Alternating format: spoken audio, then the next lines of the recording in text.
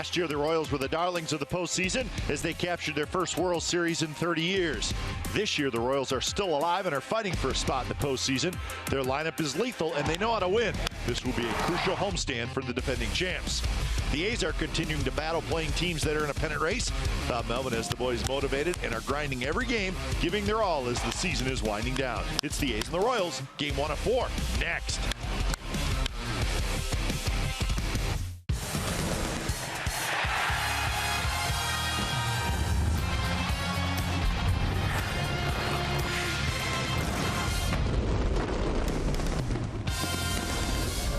Beautiful night for baseball at Kauffman Stadium as we get set for Game 1 of a 4-game series. It's the A's and the world champion Kansas City Royals. You'll see it right here on CSN California.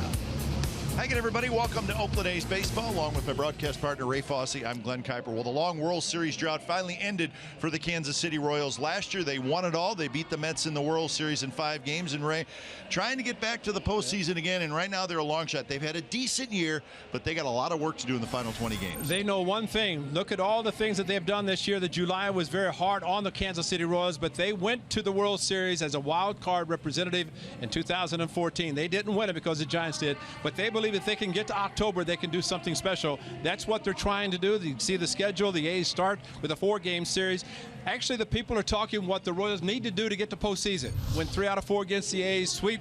I'm going, wait a minute. You got to play every game the same way. We'll see what happens starting tonight. Now, Ross Detweiler's going to start for the Athletics. His last start was 12 days ago against the Astros. Now, since then, he's had 1 relief appearance, but that last start, he was very good. 6-man rotation. He's part of that, and if he could only remember what he did against the Baltimore Orioles, which was outstanding. A lot of ground ball outs, but against the Astros, you see the numbers. He pitched extremely well, but he only has the 1 win, and of course, that we know what happened at the Coliseum when he got that. But he's a good pitcher. He's a sinker ball pitcher. He's refound his sinker, if you can believe that. At his age, what he's trying to do is get ground ball outs. If he can do that with this ball club, he's got a chance to win, or fly ball outs, because this is a big yard. All right, the first of 4 is coming up from Kansas City, but up next, we'll check in with the guys in the A's pregame live studios, and we'll also take a look at a memorable moment from last season for the A's, Ryan Madson. So stick around.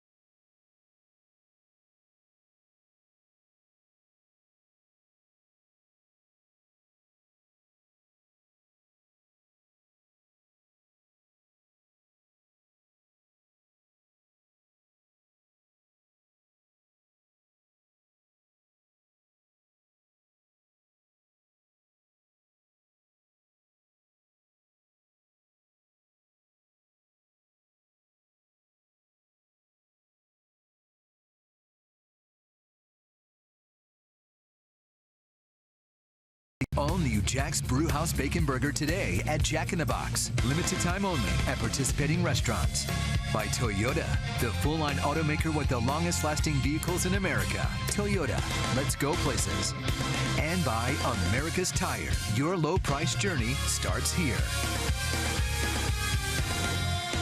Welcome back to Kauffman Stadium. We are just minutes away from Game 1 of this 4-game series between the A's and the world champion Kansas City Royals. True story for tonight, brought to you by McDonald's. The 2015 World Series Game 4 at Citi Field. That's Ryan Madson pitching the 7th inning for the Royals. He struck out a pair. Now the Royals would then rally in the top of the 8th inning, scoring 3 runs and taking the lead and eventually winning the game. And Ryan Madson would get the win, and the Royals would then win the series the very next night. This year, 29 saves for Ryan Madson in an A's uniform. Lineups and first pitch when we come back. A's and Royals coming up.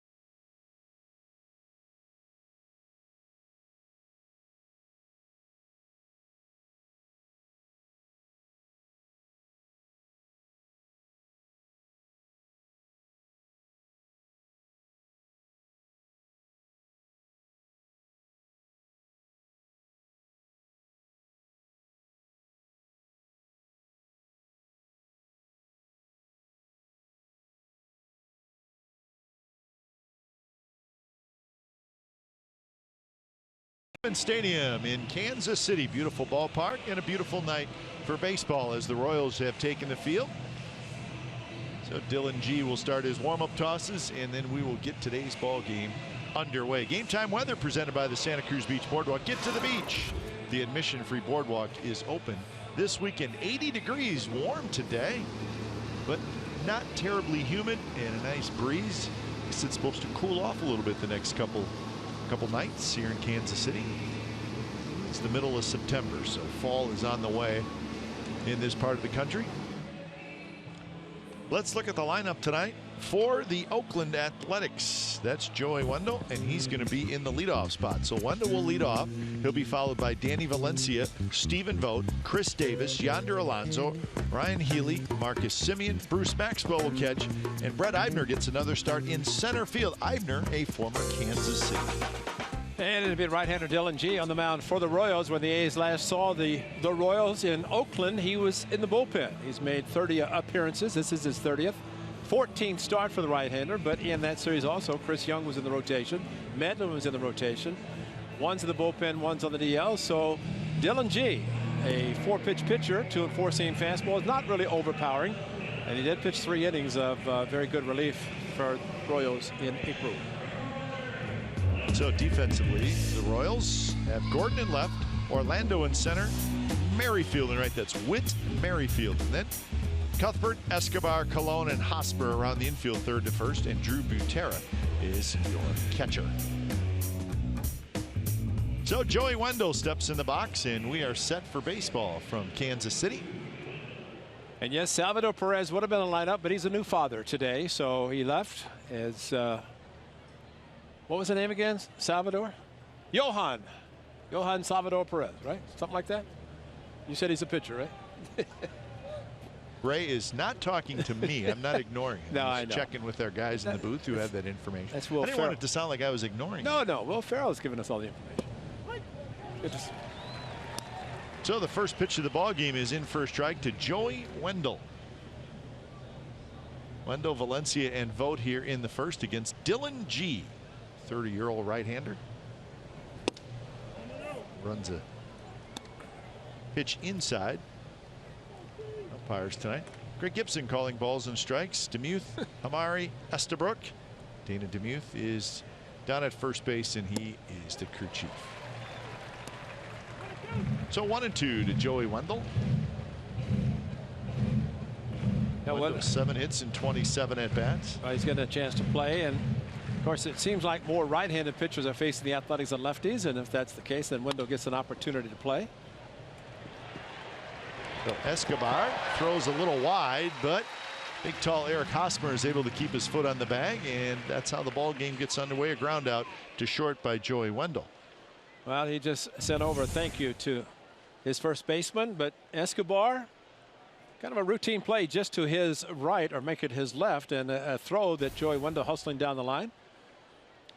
Pretty good defensive club. They've got several Gold Glove winners, 3-time at first base. Of course, Alex Gordon moved from third to left field. He's won. Escobar, I mean, a whole bunch of guys have taken home the Gold Gloves. Here's Danny Valencia, who takes a first pitch high. Valencia hitting .289 with 16 home runs and 47 RBIs.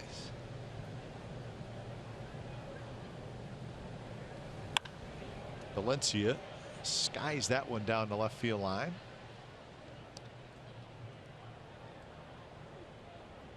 Well, it's a great opportunity for the Athletics to do something against a team that figures that they have a chance to win at least 3 out of 4, if not sweep the Athletics in this 4-game series. Bob Melvin would like to make sure that does not happen. He wants to win every game. Colon, the second baseman, who was shifted over, but he had to still go over to the left side of second base, and he made a nice play. Christian Colon throws out Valencia. Well, the shifts again, and you can see where Colon is playing up the middle, and then ranged into the shortstop position because Escobar was closer to third than to the shortstop position. So 2 outs for Stephen Vogt. Actually, a hitter, Stephen Vogt, has to settle in and say, well, okay, once the defense figures out where they're going to play, then I'll step in the batter's box. Because Colon went way over into right field and shallow right field. Escobar playing right up the middle. And it's 2-0 to Stephen Vogt. Vogt at .257, 11 home runs, 41 RBIs.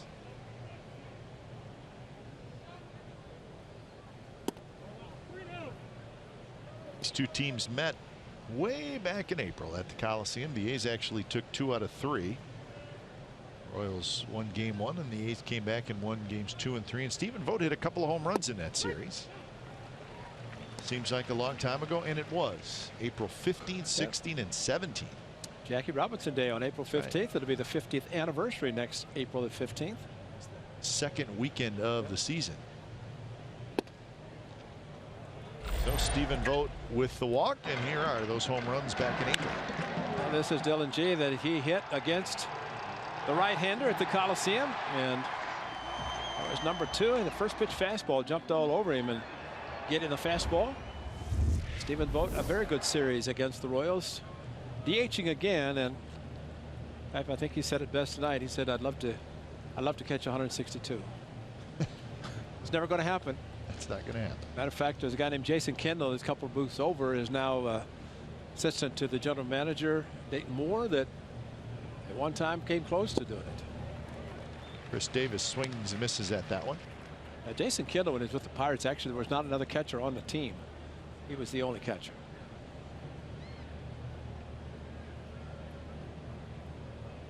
Hey, Chris Davis would like two things: that home run total to get 5 more and 14 more ribbies. And that would be a great month of September for him to do that, to get to the 40 and 100 mark. Right now, probably the runs batted in, the RBI total at 86. And you consider what he's done with 3-run home runs in the Grand Slam as taking that total up quite high.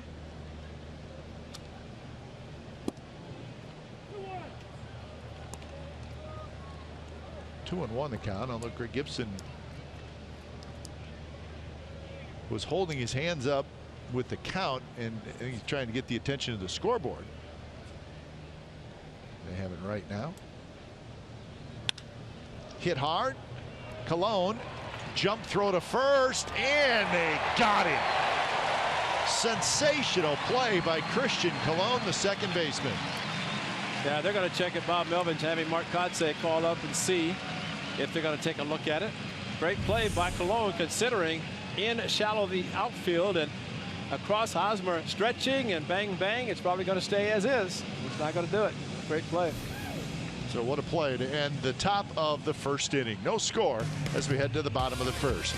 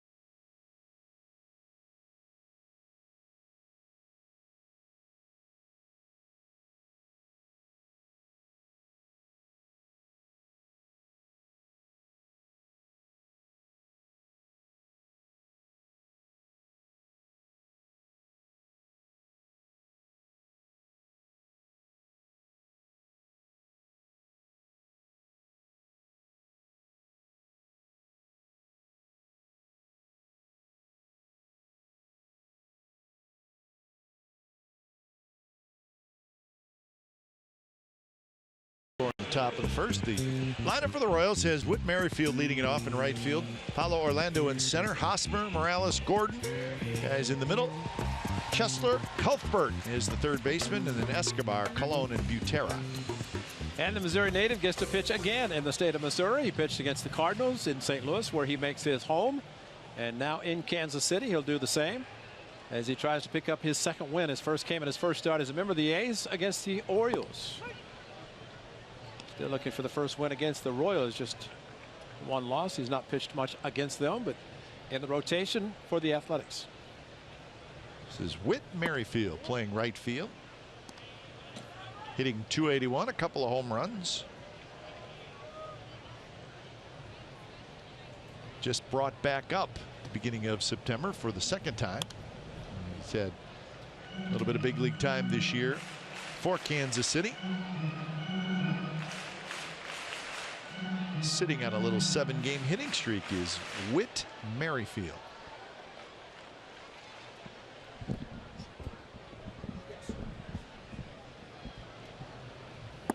Merrifield has been valuable when in the big leagues. He bounces around, can play different positions for Ned Yost.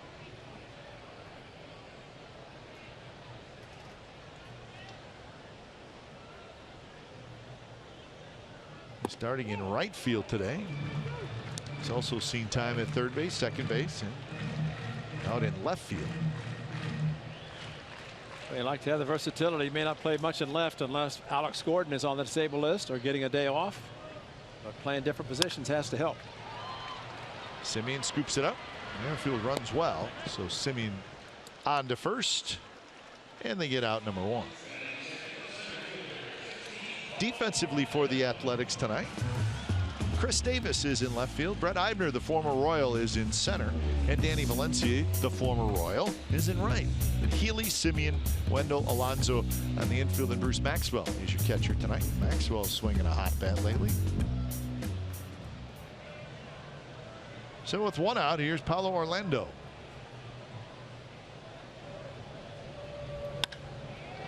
And he shoots one down the right field line, but foul. Kind of strange to see the Royals line up without Lorenzo Cain. He's such a mainstay. And Lorenzo Cain, he's not on the disabled list, but he's dealing with a sprained wrist.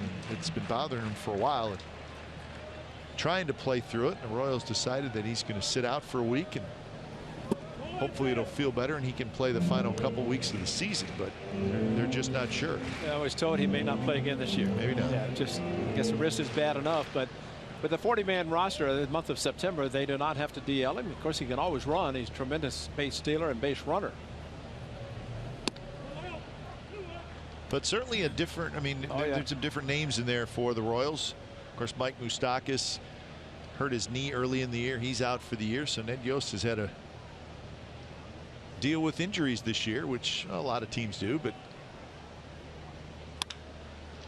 Healy has a tip off his glove to Semien, who fires to first, and they got him. How about that? Yeah, it worked for the A's. A's have had it work against them. This time it worked for them.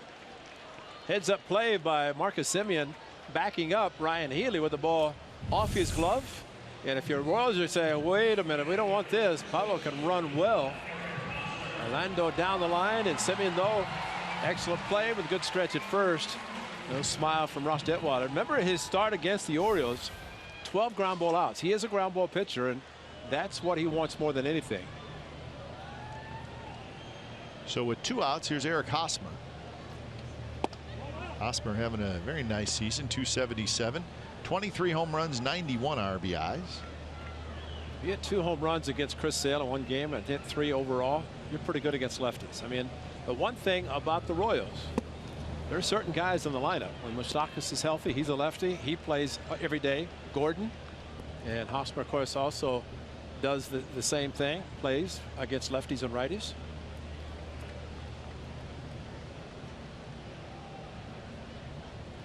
One and one the count. On the infield toward Healy, who comes in, waits. He's got it, and Detwiler has a 3-up, 3-down first inning. Scoreless after 1 from Kauffman Stadium in Kansas City.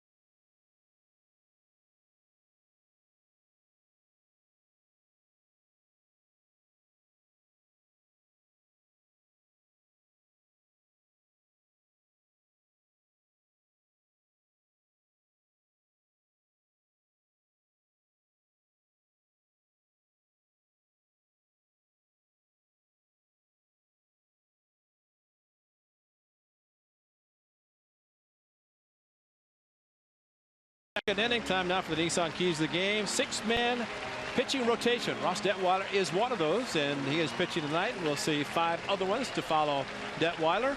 And more young players on the way. You're looking at Matt Olson, a youngster just brought up after the Nashville Sounds were defeated last night. So Olson and Nunez here, called up from AAA. They making their major league debuts. Cap, I thought the interesting story in Nashville, they were trying to win last night, trailing 10-9 in the 9th inning.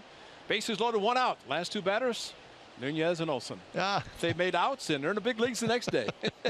If they had won, they'd have spent another week in the minor leagues. But conspiracy. We have a conspiracy. Alonso swings at the first pitch.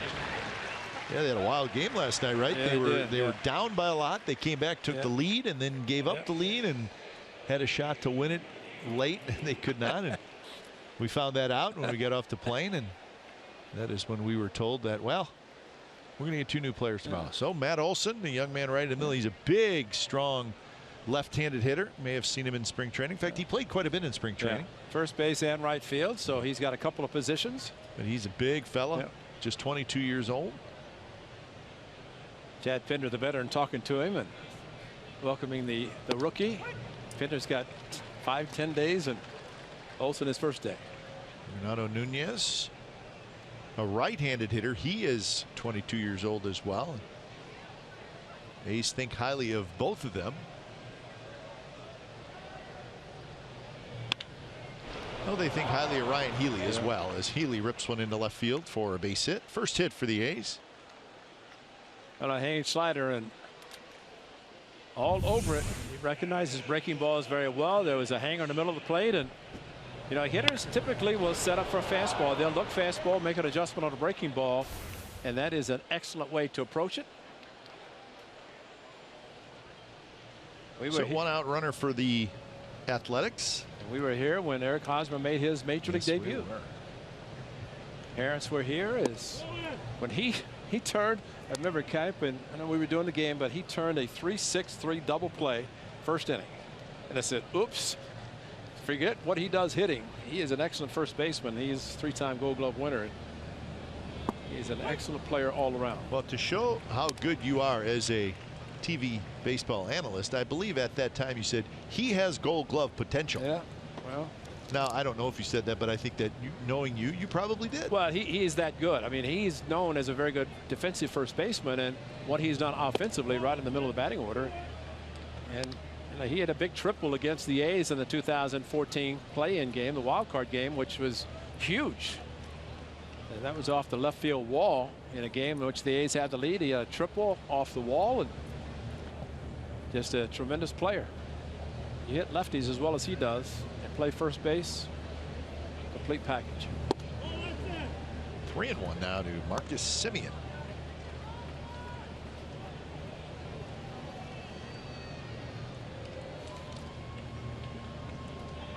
Semien hitting .233 with 23 home runs.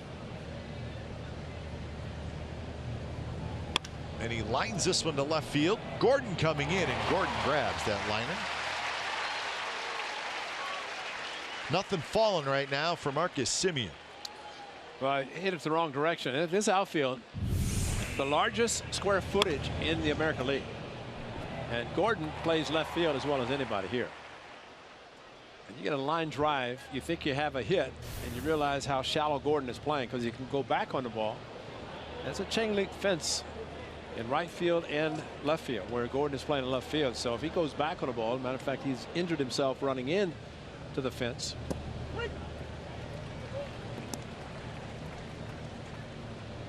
Four-time Gold Glover, and he was an outstanding third baseman, but they moved him to left field and signed a long-term contract extension with the Royals. Well, it's not easy if you're a #1 draft pick and the Royals draft you and you play third base and you bat left-handed. And everybody thinks you're the next George Brett. That's not fair. And he did struggle at times. He did. Maxwell rolls that one off his foot. So the count 1-2 to Maxwell. Until they put another statue out in front of the stadium with that #5 number retired, George Brett, executive in the front office. Signed a lifetime contract. Number 5, if you ever come here to go to the Royals Hall of Fame, there is George Brett, Vice President of Baseball Operations, and he's in the Hall of Fame. A great hitter, 3,000 plus, entire career playing for the Kansas City Royals. And go to the Royals Hall of Fame, there is a number 5. His number retired, made of all baseballs, totaling the number of hits that he got in Major League career. And that's his Charlie Lau style of hitting.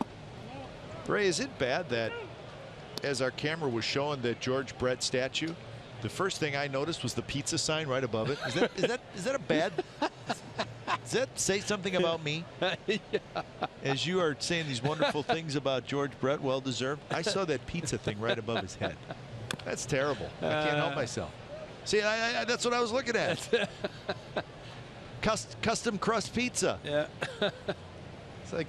That's the 5. Great shot, guys. 3,154 baseball commissioned, and they had to take screws and screw the baseballs to make that number 5. And there's his bat. Of course, the pine tar bat used against the Yankees. So great shot, guys. You've got footage. You say it, you got it. So thank you. 3-2-2 out. So on the move is Healy, and Maxwell rolls at foul. I just think about George Brett. We talk about Brandon Moss and how you can talk. George Brett got his 3,000th hit in Anaheim against the Angels. He's talking so much he got picked off. But nobody thought he was going to get it, so everybody came back to Kansas City. He got the 3,000th. But a great player, and we saw that stance. And the late Charlie Lau was a catcher, but a great hitting coach, and taught George Brett that style of hitting. Just missed, and it's a walk. So the A's have 2 on, 2 out for Eibner. George Brett, again, you play in one city, one uniform, your whole career, 21 seasons. Of course, he's known for the pine tar bat. He hit a home run off Goose Gossage. Greg Nettles was at third, Billy Martin managing. And they say you're not supposed to have the pine tar beyond the trademark. Well, they measured it, and he called him out because, I mean, like pine tar is really going to affect the flight of a baseball. But it was a game that they replayed it, and but it was quite a story to see George Brett come running out of the dugout, as he occasionally will show his kids who are now grown, and they say, "Daddy, was that you?" Yep. Tim McClellan, was a big guy. He's about 6'7". He had the look on his face like, "Oh my gosh, what is this guy going to do?" And he's lucky somebody stopped him. I'm serious. Because George was bolting from the visiting dugout at Yankee Stadium, and he was gone after Tim McClellan. McClellan simply took the bat. The plate is 17 inches wide and put it down, and the pine tar extended beyond that. And I've never thought pine tar on a bat could help the flight of a baseball. No. All it didn't wear batting gloves. George didn't, so it was a way for him to keep the stickum on the bat, not have it on the handle. And while the A's trying to get a 2-out rally going, a 2-out walk puts a runner in scoring position, and see if Eibner can come back home and do something special. Indeed, Eibner, second-round pick of the Royals back in 2010, and then came to the A's for Billy Burns. We saw Billy Burns today. In fact, as the A's were stretching, Billy Burns kind of right in the middle of the stretch, talking to many of his old teammates.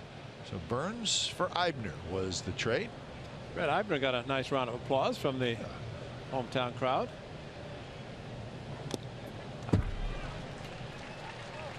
Check it out. I knew the guys would have it. Watch George Brett. Ah! And Joe Brakeman stepped in front of him. He was going right at I think, Tim you know what, McClellan. I think he would have ran right into Oh, him. yeah. Oh, he probably put him in the Yankee dugout. Dick Hauser, the late Dick Hauser. And I mean, you talk about somebody that was going through it, and George said that he would occasionally bring out the video to show his kids, and they go, "Dad, come on, Dad." But yeah, that was something. Billy Martin was probably in the other dugout chuckling. Oh, yes. He was in the middle of it. That's Dick Hauser. His number 10 retired. Frank White. Hauser's a great manager. Eibner reached for it, popped it up right side of the diamond. Christian Colon is under it, and that will do it. Side retired. Always fun talking about the great history of the Kansas City Royals, and it really starts with that man, George Brett.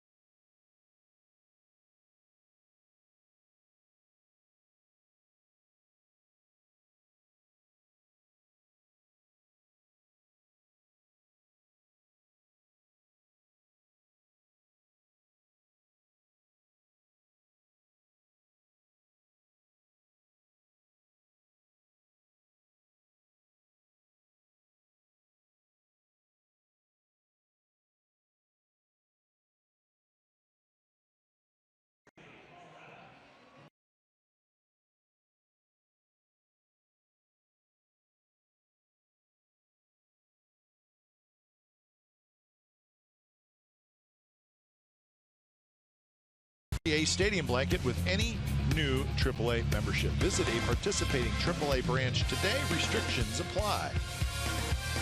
Beautiful look outside Kauffman Stadium. One of our favorite ballparks. Not one of the newer ballparks, but still one of our favorites. It has stood the time when it was built. Opened in 1973.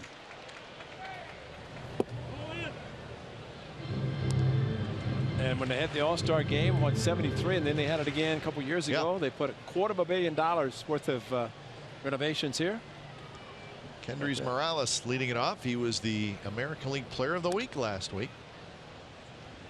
Having another fine season for the Royals. Second year here in Kansas City.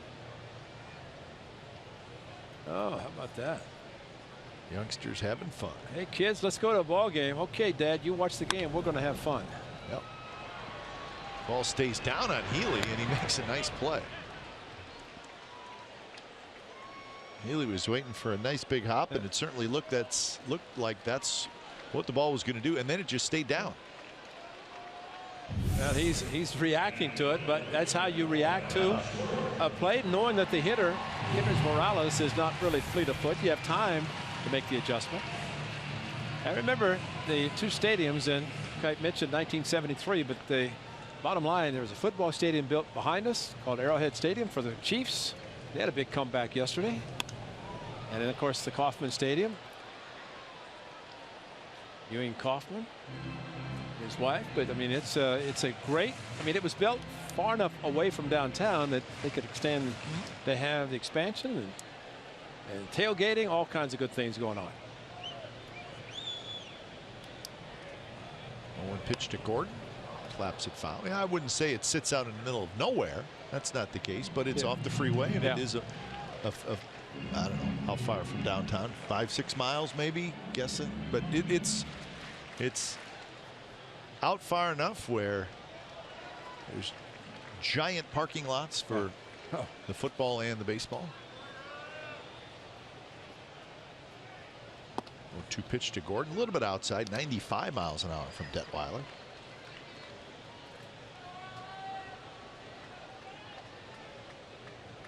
Gordon at 222. Has not been an easy year for Alex Gordon. He had a right wrist injury. In fact, I think he broke his wrist. Yeah, he was on the disabled list. That happened in May. He just has not been able to get going.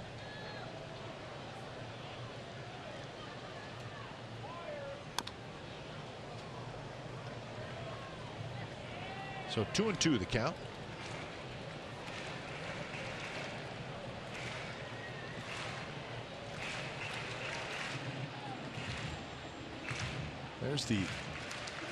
That's one of the parking lots. And there's a whole bunch of them. Yes, there are. Need to get Charlie O out there on that hillside to clean it up a little bit, huh? Yeah, that's on the north side of the baseball stadium. Well, the Royals this year 74-68, and as we mentioned, they're fighting for that wild card spot. See it to the far right, and that's the Chiefs Stadium. So that's how it sets up, and all the parking lots in the foreground, and actually the parking lots on the other side of the stadium are even bigger. Yeah. So it's quite a scene, and I would imagine on Chiefs game day it's supposed to be quite something to see. A lot of tailgating going on.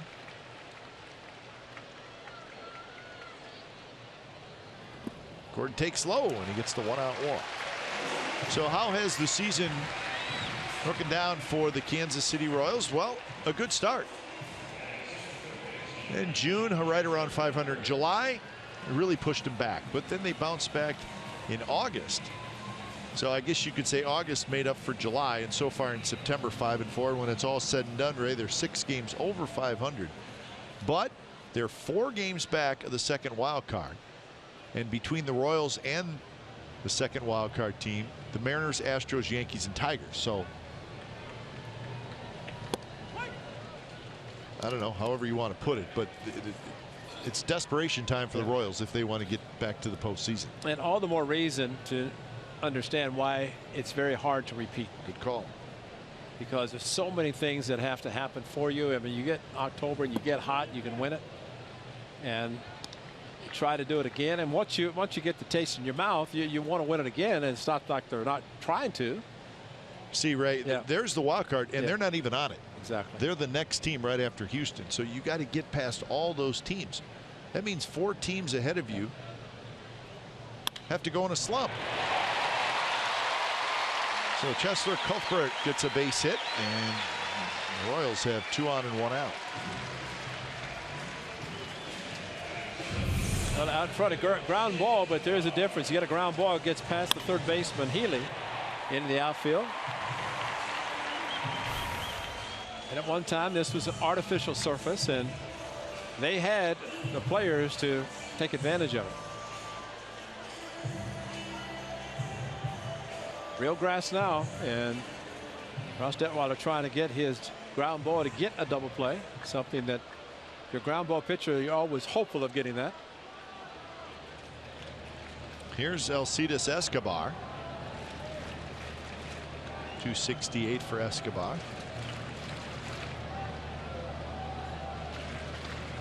First pitch is outside.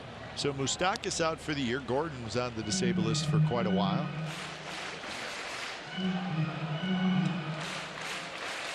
Escobar has remained healthy. In fact, he's played every game this year. As we mentioned, Kane banged up. So that's the health issues surrounding the Royals, and that ball is just fouled. But teams, and of course, will tell you that at the beginning of the season, the team that stays the healthiest will have a better chance to win. If you have the team that you can put out on a consistent basis, then that's the team that you want out there with a chance to win. Well, the date was May 22nd, Ray, and that's when Gordon and Moustakas collided, and that's when they both got hurt. Yeah. Moustakas out for the year, Gordon with the broken wrist, so that was a bad day. Escobar grounds it to second. Wendell has it, flips to Simeon, coming across the bag, double play. So Detweiler gets the ground ball, the A's get the double play, and the Royals do not score.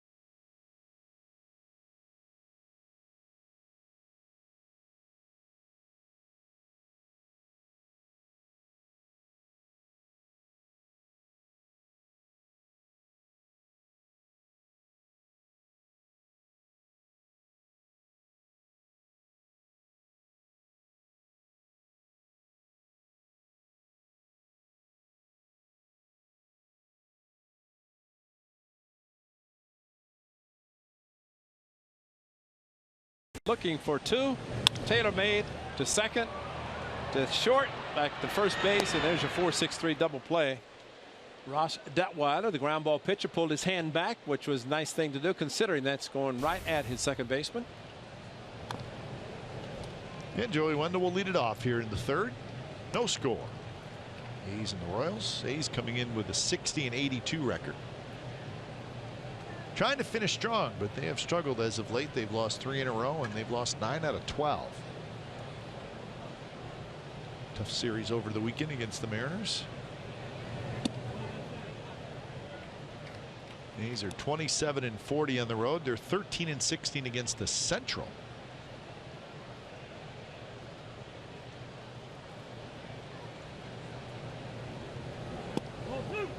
Two and one now to Joey Wendell, who grounded out to the shortstop, leading off the game. You know, surprisingly, at the beginning of the season, when the experts were trying to figure who was going to win the divisions, etc., Kansas City was listed 4th in the division by many. And I'm going, wait a minute, these are reigning world champions. Yeah, I know. Why wouldn't you have them higher? And really, I mean, you look at the division, which is a very, very strong one. You have the Tigers, and the Indians going for it. You have the White Sox on top of that. The Twins had a great year last year. Yep. So, I mean, it's a very tough division, and you're playing the majority of your games against those teams. Wendell gets called out on strikes. Follow Athletics Baseball live with the MLB.com at Bat app. Stay up to the moment, any moment, with game day, live game video highlights, StatCast news, and more. Download MLB.com at Bat, the #1 app for live baseball, on your phone and your tablet.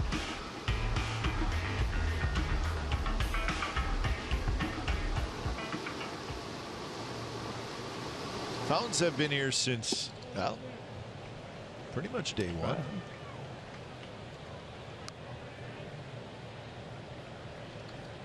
1-0 to Danny Valencia. It's always a thrill to take batting practice or the game and hit a ball into the fountain. Sure. It's not that easy to do. They changed it up a little bit when they did the renovations back in 2011. Put seats in the outfield. There never used to be seats out there. Well, that's a great point. And then the walkway above the fountains. And I mean, they've done a lot with the Hall of Fame in left field. You put $250 million. That means you have the structure. Yeah, I mean, none of that was there. No, it was all before 2011. You just had a hillside. But it's a great area to watch baseball. Oh, man. That was not there. No. A good way to get kids to come to a ball game. Valencia shoots one down the right field line, and that'll be a hit. So Danny Valencia with a one-out single. Valencia, former Kansas City Royal. He played 36 games here in 2014. No, stand a little away. bit of time here. Ball coming back towards the middle of the plate. Sure, but Utera, the catcher, was set up outside. Utera, excellent catcher. You don't lose anything defensively. Like that. 37 he pulled, 37 right field.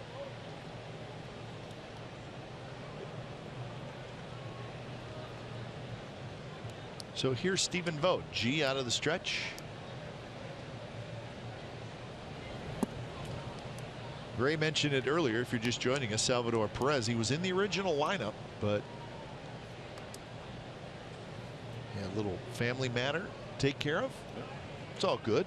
Yeah, you become a father. Has to do with the baby. Yeah, become a father. Yeah, right. You can leave and stay out of a month. Who knows? So he was going to go to the hospital. I guess they said he may be back at some point during the game, but that was not a for sure. So he was scratched from the lineup, and Drew Buteros installed into the starting lineup. Nick Butero was a catcher in the end of the World Series last year because Perez had been removed for a pinch runner. But Drew Butero is not. He's a very good catcher, and forget about his hitting. He's going to give you something to hit, but from the bat standpoint, but he can do the job behind the plate. And you know, when you have a ball club like this where you have offense at various positions, get a good catcher to handle pitching staff. That's all you need.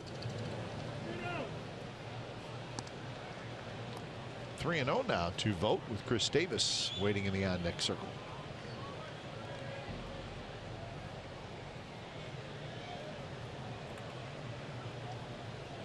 And a 3-0 count to Stephen Vogt. And it's outside, so Vogt with a walk. A's had 2 on and 2 out in the second. They have 2 on and 1 out here in the third. So G has walked a hitter in each of the first 3 innings.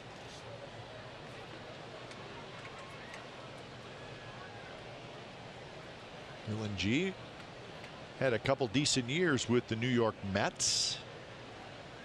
They're signing a minor league free agent deal in December with the Royals.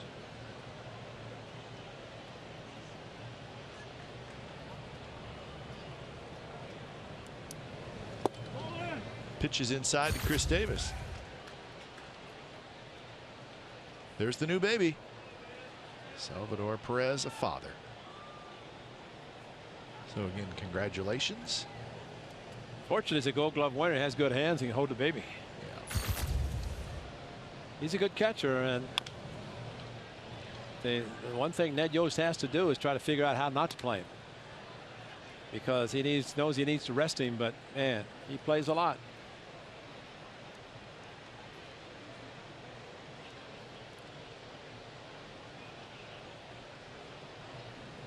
One and one to Chris Davis, who was robbed of a hit by Christian Colon in the first inning. And he may take one to right field now if he's going to. Colon's playing there again. Inside, 2-1. So G having some trouble right now finding the strike zone. Fastball and sinker is moving a lot, actually too much, moving out of the strike zone, and his breaking pitch seems to be working effectively for him.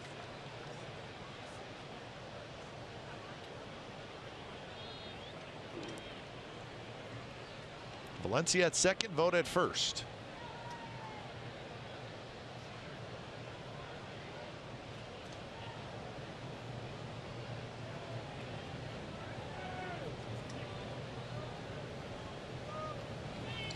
Oh. And that one's belted to center. Orlando's going to turn around, and that baby is gone. Way out of here. And it's a 3-run homer for Chris Davis, and the A's have a 3-0 lead. Big ballpark, and Orlando, the center fielder, just turned around and watched it go. Well, there's one closer to 40 and 3 closer to 100, and Chris Davis, wow. I mean, you do that in the middle of the plate, just take a look at it. That's what Dylan G is doing. 6th 3-run home run this season for Chris Davis. 6th 3-run home run. It's incredible, and that's not a cheap either. That's it. Take a bath. Wow. 447 feet announced. Fouled over top the A's dugout by Yonder Alonso. Chris Davis, since the All-Star break, his 17th home run.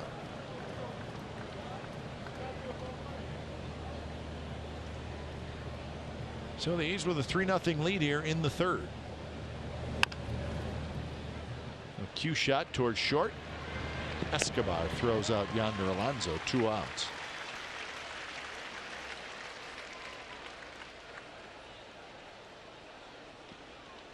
And that'll bring up Ryan Healy.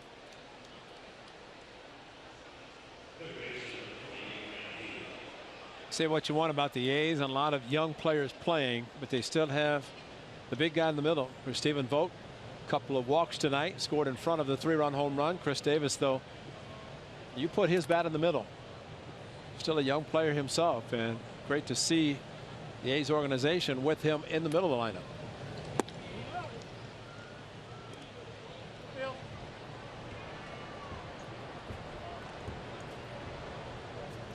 36 home runs and 89 RBIs for Chris Davis. Heads up, Ron Washington. So 1-1 the count.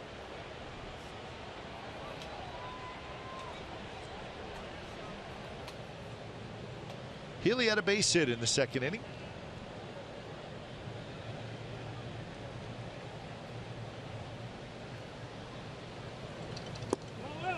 He's been a hot hitter. Last 25 games, Ryan Healy is hitting .355.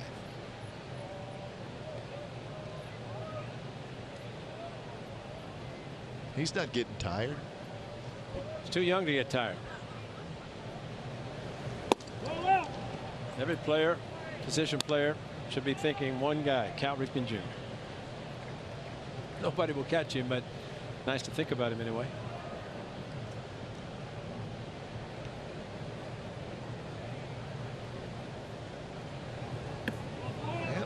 Another walk. That's 4 walks by Dylan G tonight in 2 2/3 innings. Yeah, 2 in the game in Oakland in relief in 3 innings. So tonight, Well, he almost needs to throw the breaking ball a little bit more. It just seems that this fastball is moving too much. He can't control it. They've on in the pitching coach, and looks like some bullpen activity, at least starting to move around a little bit.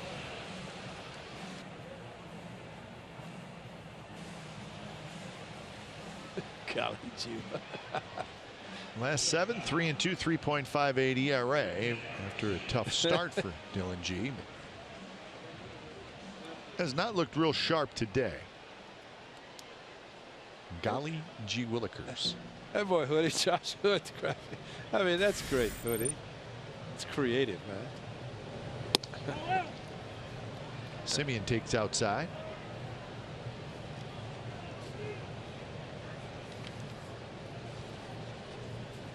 Simeon hit a line drive to left. Second inning. Popped up right center. Cologne backpedaling. And Christian Cologne has it. And that's out number 3. But Chris Davis, home run number 36. Check out this one and where it lands. A's lead 3-0.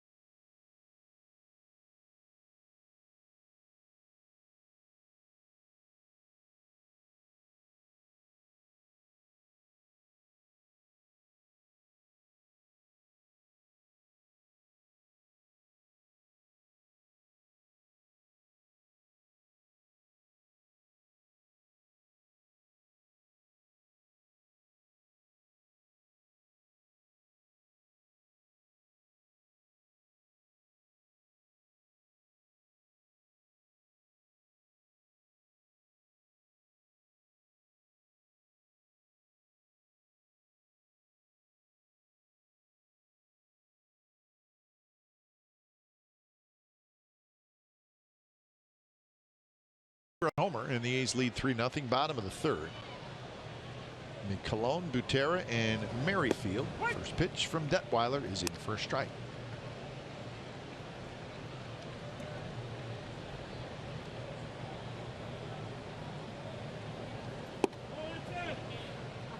So see if Detweiler can get a shutdown inning. 7 for 8 so far this year. Anytime a pitcher can get some run support, you definitely want to have a shutdown inning.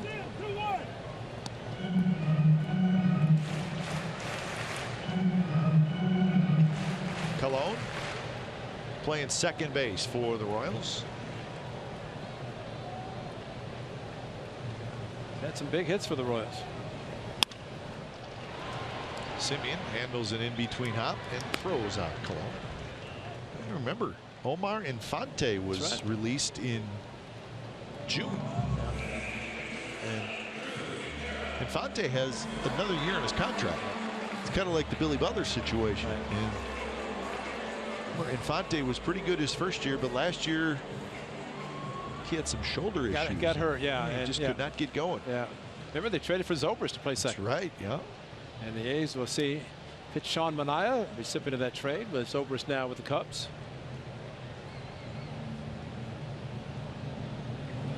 But that's kind of another name that you got used to with the Royals, Omar Infante. That's right. And he's no longer here. Butera, the only player in this lineup tonight that has a home run against Ross Detweiler. And he wasn't even going to be in the lineup.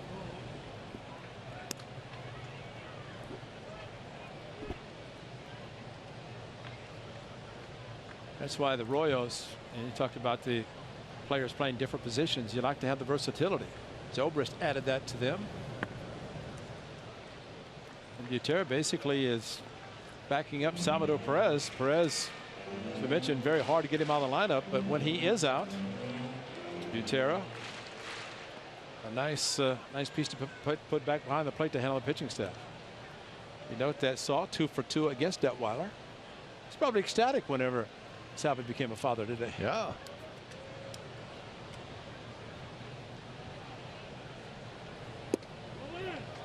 Close pitch inside, 3-1.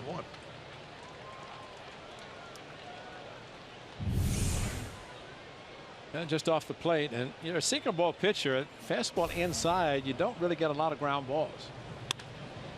Healy dives, cannot get it. It's down the third base line, bounces off the side wall, and Drew Butera will have a 1-out double. 3 for 3. And you get the count of 3-1 after missing inside, and fastball down the middle, no sink. Just a line drive past the diving Healy, and fans of the A's obviously do not want to remember, but that was the final hit by Salvador Perez in the extra innings a lot like of the play-in game. That put the Royals in the division, and they went on and took the Giants to Game 7 World Series. Here's Whit Merrifield. Curveball blocked.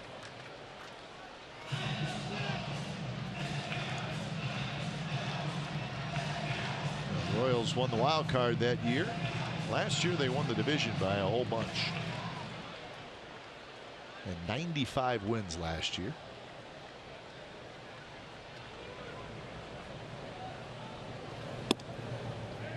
And now 2-0. I always believe, Kipe, that if you are pitching and catching, you treat every game, every inning as if it's a 0-0 game. Sometimes getting run support kind of changes the whole philosophy. And next thing you know, you start pitching a little bit carefully, and you end up having to give hitters counts in which they can be aggressive. Then you get in trouble. All of a sudden, the lead that you have goes away.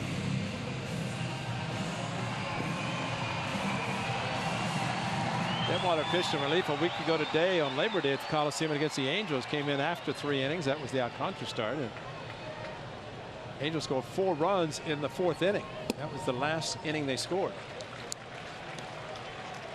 So Detweiler, strikeouts are improving. Ks per 9 innings and whiff percentage.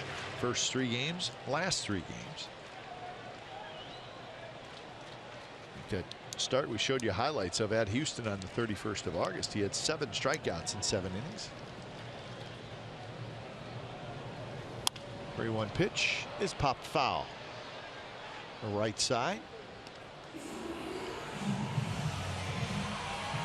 Paulo Orlando, right-handed hitter, waits in the on-deck circle.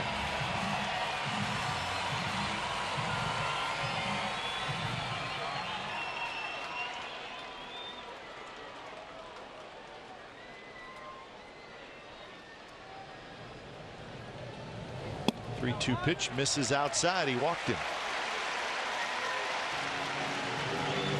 So now the Royals have something going. Second walk for Detweiler. Cap, to your point, I know you've said it many times, you let the bottom part of the batting order get on base, turn it over to the top, you're in trouble. Yep. And it's a 1-out double. So 46 pitches, 23 and 23. So not a great ball to strike ratio. He'll try for a ground ball now to try to get 2. Did it last inning, worked out well. So here's Orlando. First pitch is a strike.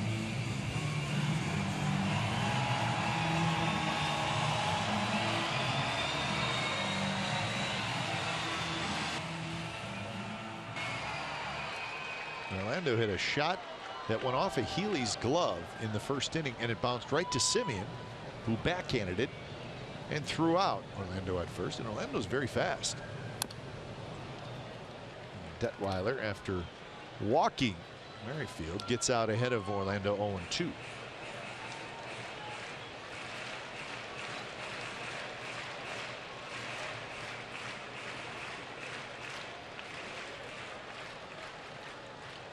Joey Wendell right near the bag at second.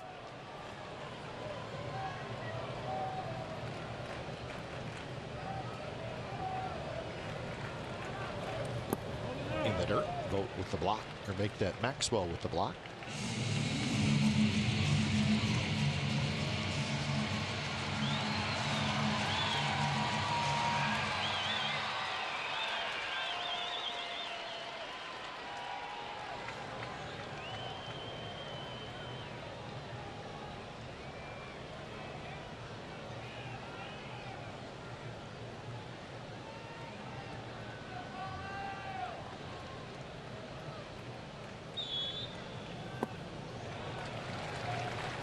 So the count now even at 2-2. Eric Hosmer looming large in the on deck circle.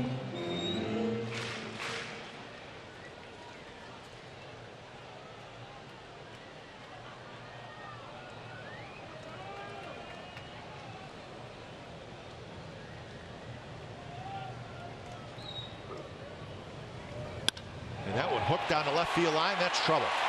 And that's going to get down and go to the wall. 1 run scores. Here comes Merrifield. He's very fast. He's going to score easily. And it's a 3-2 game on the 2-run double by Paulo Orlando.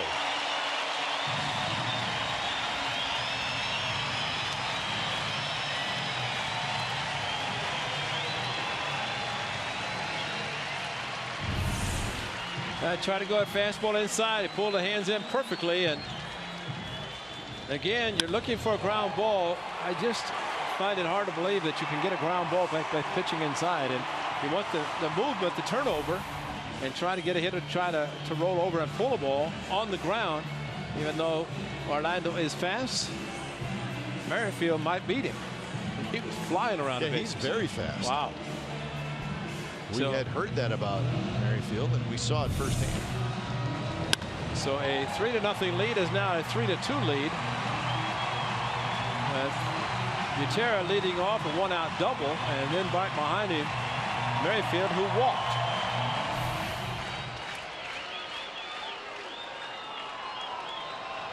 So still only 1 out, and here's Hosmer. Hosmer popped out to Healy to end the first inning. 91 RBIs for Eric Hosmer.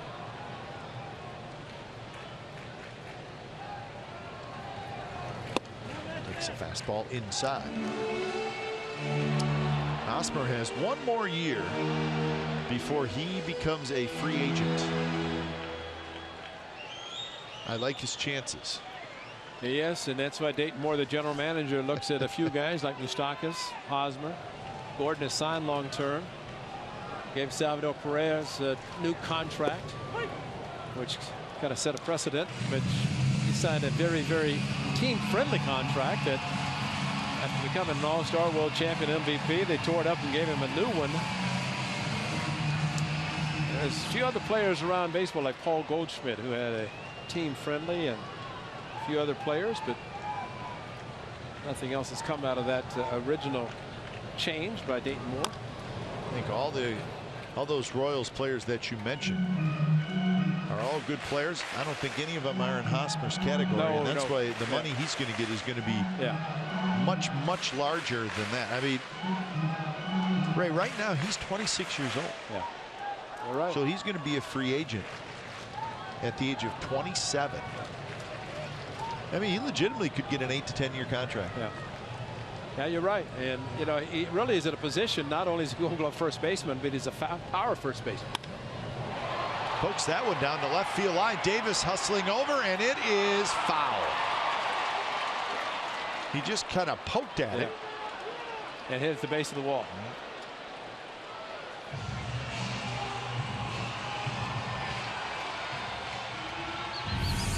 You're right, and just down the left field line, and no foul territory once you get down in the corner, and just off the sidewall before the foul pole.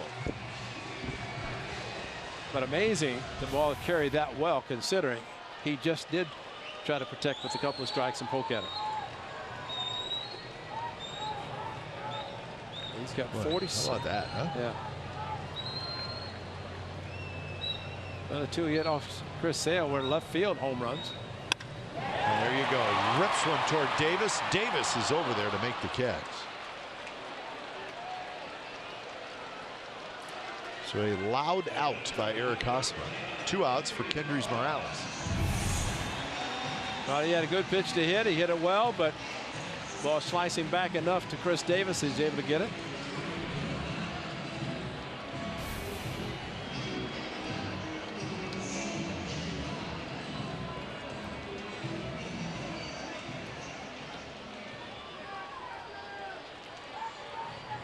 Morales grounded out to third, his first at bat.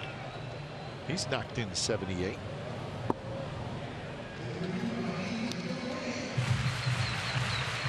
The Royals 2 years ago did not bring Billy Butler back, but they still needed a DH type, and they signed Kendrys Morales. Yeah, got a good one too. Switch hitter. Yeah, he has. He's done a good job for the Royals. I'd mentioned it before, but the Royals were interested in Torrey Hunter. He went to Minnesota, and they got Kendrys Morales. Turned out to be a huge deal. Really, the only thing he cannot do well is run, and that was because of the serious ankle injury, jumping on home plate in Anaheim.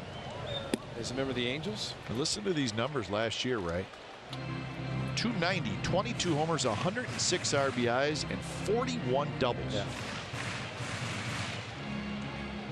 So a terrific first season. Switch hitter.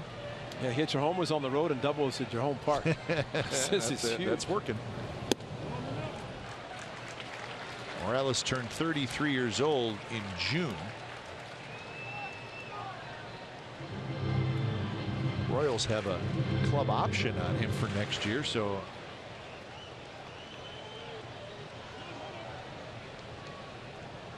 I think that goes without saying. He'll be back.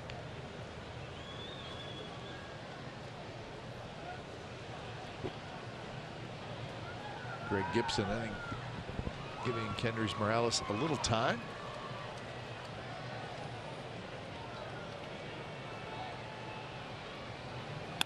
He drives it toward right center, and that's going to get down for a hit, and this game is tied.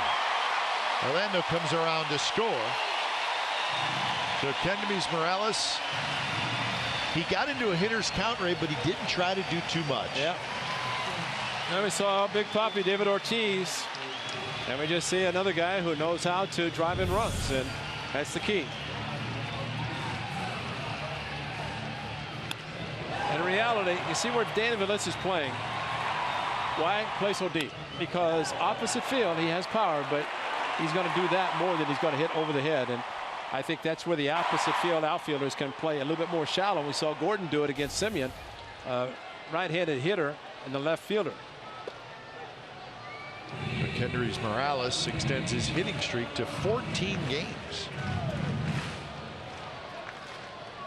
And just like that, this ball game is tied 3-3, and Gordon hits with an 0-1 count.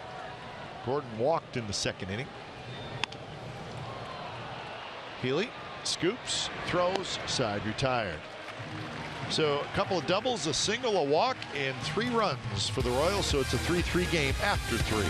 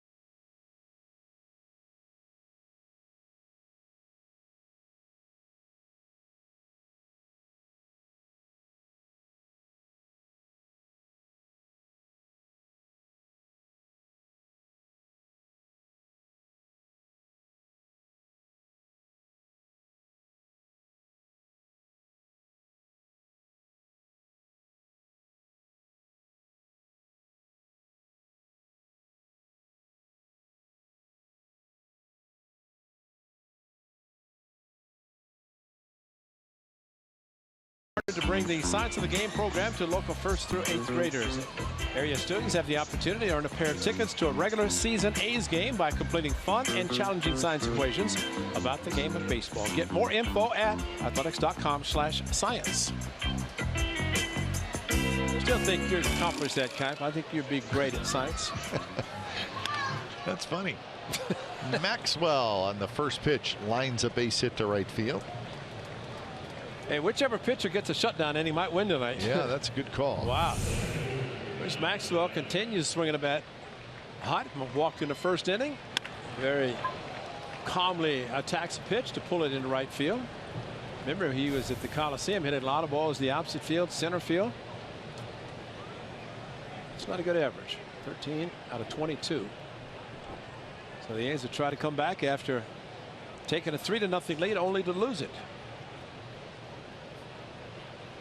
First pitch to Eibner is outside. Butera is going to come out and chat with Dylan G. Full slate of games tonight in Major League Baseball. In the American League, maybe the biggest game is the Orioles and the Red Sox opening up a series at Fenway Park, and the Red Sox lead 7-1 over the Orioles in the 4th inning. Red Sox now top spot in the AL East. Pounders to lefty. And Alexander. These are called long relievers because we know the bullpen of the Royals has always been good. Well, Pounders is actually the right-hander. But you get some need for pitchers in the early part of the game. Going to guys not named Soria and Herrera and Davis. Pretty good. First pitch.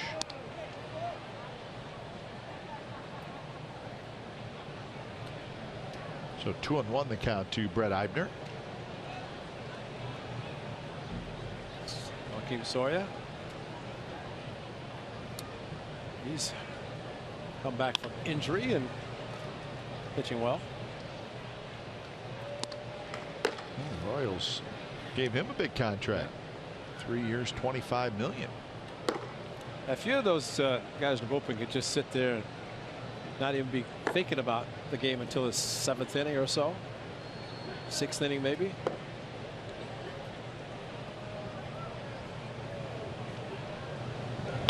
Eibner, base hit left center field.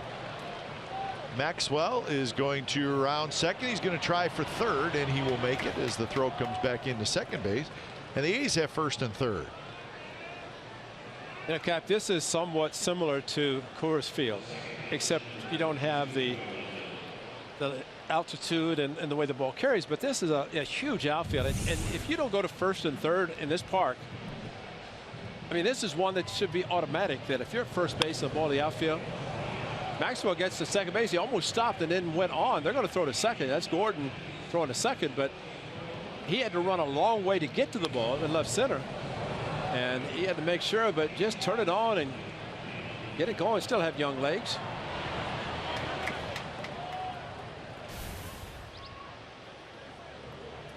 So 5 hits now for the A's off Dylan G. He has also walked 4. And Joey Wendell with a chance to get the A's the lead back.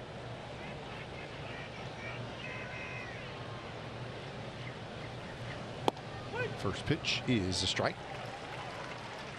That third baseman is playing just like Seager was yesterday. That area, that's why it turned out to be the 5-6-3 double play, first and third. And Wendell, as Bob Melvin said, more of a pull. Yeah, that's why he's surprised that Seager was playing where he was yesterday to be able to turn the double play.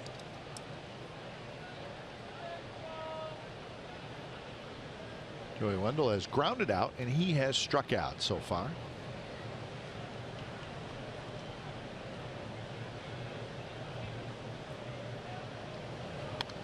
Good swing there. It's got an off-speed pitch out over the plate. One of the things Joey Wendell said, first time Kauffman Stadium, he was looking at the massive scoreboard in center field, and he's thinking, how am I going to concentrate with everything going on? I said, it's not going to be moving. There's only going to be stats and stuff up there in your picture. But that's what happens as a young player. You start looking and thinking about concentration. Well, the hitter's eye is well below that.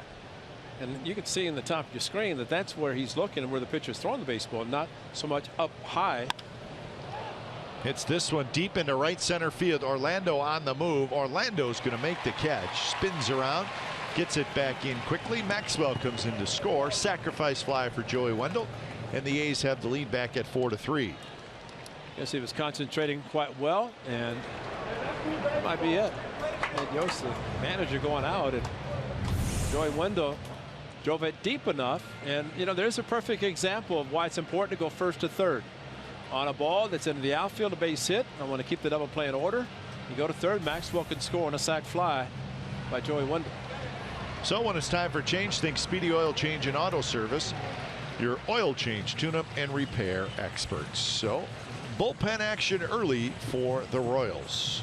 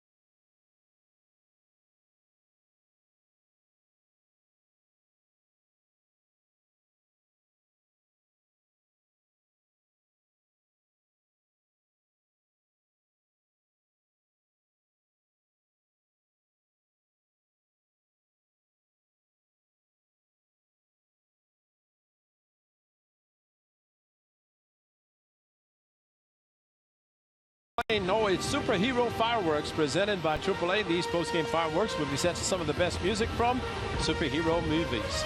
Dress as your favorite characters and enjoy the show from the outfield grass as long as space is limited. Our space is available. Enjoy an A's game and then Superhero Fireworks right after. Seize your tickets at athletics.com/fireworks. Probably the only place where you can actually go down on the field and watch the fireworks, but you have to get there and get down on the field to make sure that you get a prime seat. Brooks Pounders comes in, his 8th appearance, called up from AAA in August. He's a big fella, 6'5", 270. Facing Danny Valencia. 1 out, a run in here in the top of the 4th. Rose had Jonathan Broxton about that size for a while. You know what? He looks a little bit like Broxton. Broxton, a long career as a closer, and Brooks Pounders, who's a 2-4 seam fastball, curveball, slider, and changeup, and mid-90s with a heater.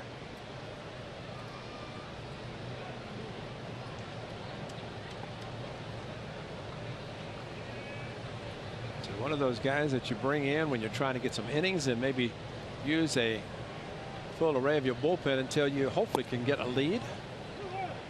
Well, you can do that in September. Oh, go ahead.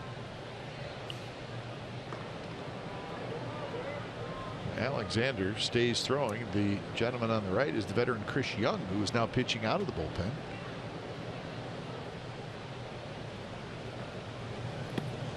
In the dirt, 3-1.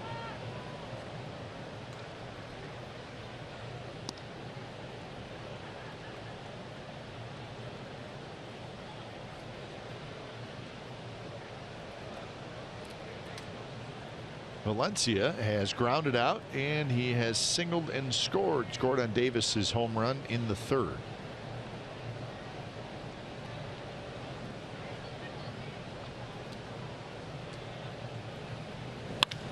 And he drives one left center field. Gordon's not going to get it. It's over his head. One hops the wall. Eibner slips between second and third, so he will get up, go to third, and stop there.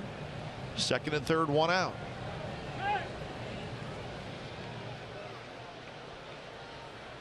So Valencia is 2 for 3. Now the 3-1 count. He will swing often on 3-0. This is a 3-1 and right in the middle of the plate. Sinker coming right into his wheelhouse, and I don't know if Eibner probably wouldn't have scored anyway as Gordon got to the ball quickly, but he falls going around the bag. It must be something. Wasn't this where Altuve slipped as he's going for the cycle? Yep. Slipped around second base. So we got a pitching change. Going to go lefty on lefty.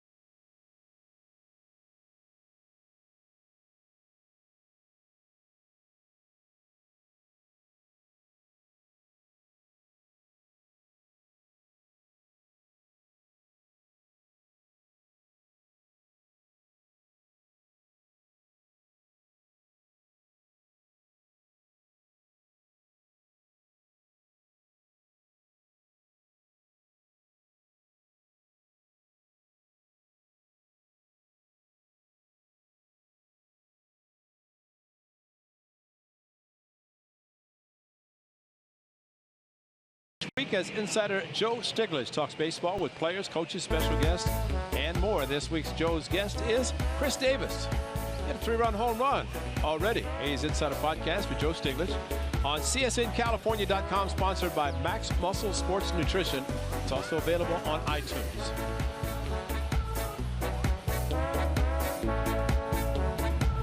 So back to the bullpen for the Royals, and this is Scott Alexander. He's a Bay Area guy, right? Santa Rosa, California. Wow, that's good.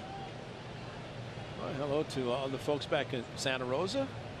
For Scott Alexander, I'm sure you're all watching this game.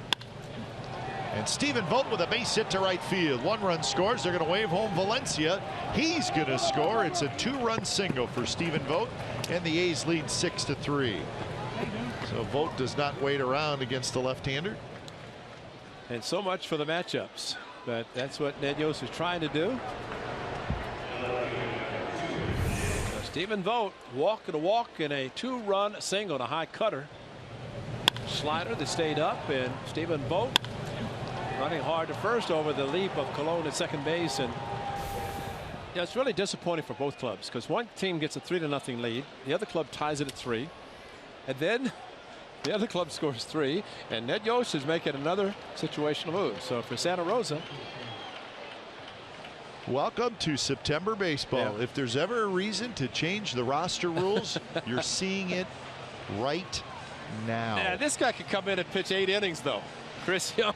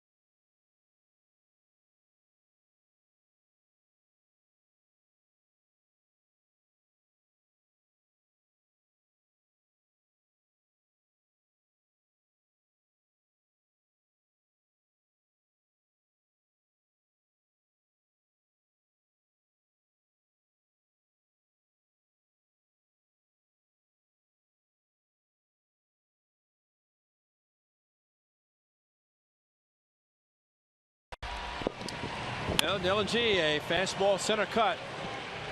Mistake. It got wet. As Chris Davis, a salute to Ron Washington, a 3-run home run, his 6th, his 37th home run. Longest of the season for Chris Davis. How about that? Yeah. Here he faces the veteran right-hander Chris Young. Chris Young was a starting pitcher in Oakland in mid-April. Starting pitcher for the Royals. Pitched well for Ned Yost and the Royals. He did last year, Yep. and it got him a 2-year contract extension, but he has not pitched well this year. So the last 4 batters for the A's, we've seen 4 different pitchers for the Royals. Very observant. Thank you. Royals have 9 relievers. And we may see all of them for the night's over. But we hope we don't see the back 3. Think about Chris Young. He is capable of pitching some innings, having been a starter.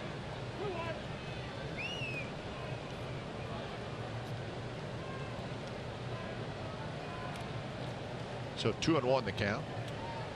Don Wakamatsu, Bay Area product, is the bench coach. Dave Island, the pitching coach. Wakamatsu, former manager of the Seattle Mariners for a year. Bench coach for the A's.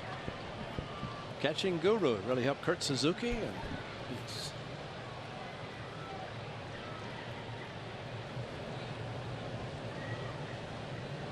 So Davis in a hitter's count again. And he had a good rip. he did. Fouls it into the upper deck.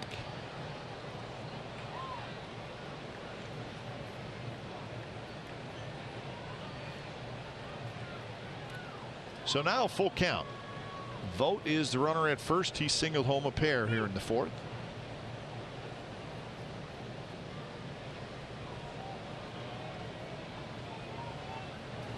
Payoff pitch. Tapped foul at the plate. He may get some pitches to hit.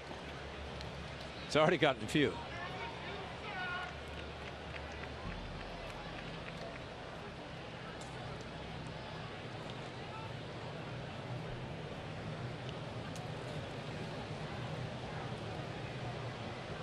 So Vogt was not running 3-2, 1 out. And that one misses, and it's another walk. That's 5 walks by Royals pitchers.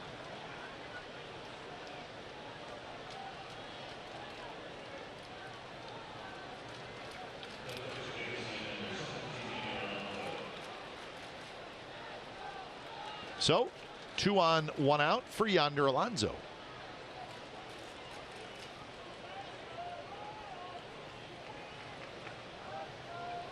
So the Royals, last couple of years, such good pitching staffs. You're not used to seeing a game like this from their staff. That one bounced to Colon, who goes to second for 1, back to first, and they called him out. Wow. Dana Demuse said they got Alonso. Well, they're going to hold it. Bob Melton's going to take a look again.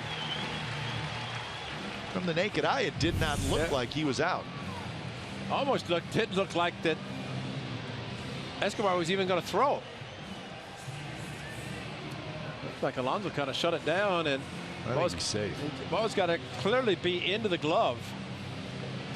They're going to take a look at it, but with a first baseman, it cannot be. I mean, he's got to get into the pocket before it can be called out. But, you know, that was a long throw from Colon to Escobar. And again, Escobar just kind of hesitated, almost like he wasn't going to throw. How about this? 2 best percentages in baseball. Royals 68% on replay reviews, A 67. And they showed it on their Diamond Vision, and players are kind of heading back to their positions. That's generally a sign of what's to come. Yeah, they got this huge. I mean, this is very, very big jumbotron center field, and they're looking at it as we're looking at it here. And as the players were looking at it, they start walking back to the positions as if they know what the result is going to be. And they are right, and so is replay person in New York, and in this case, Anna DeMuth is not correct. So it goes as a fielder's choice. First and third now, 2 outs. So Ryan Healy gets a chance to knock in a run.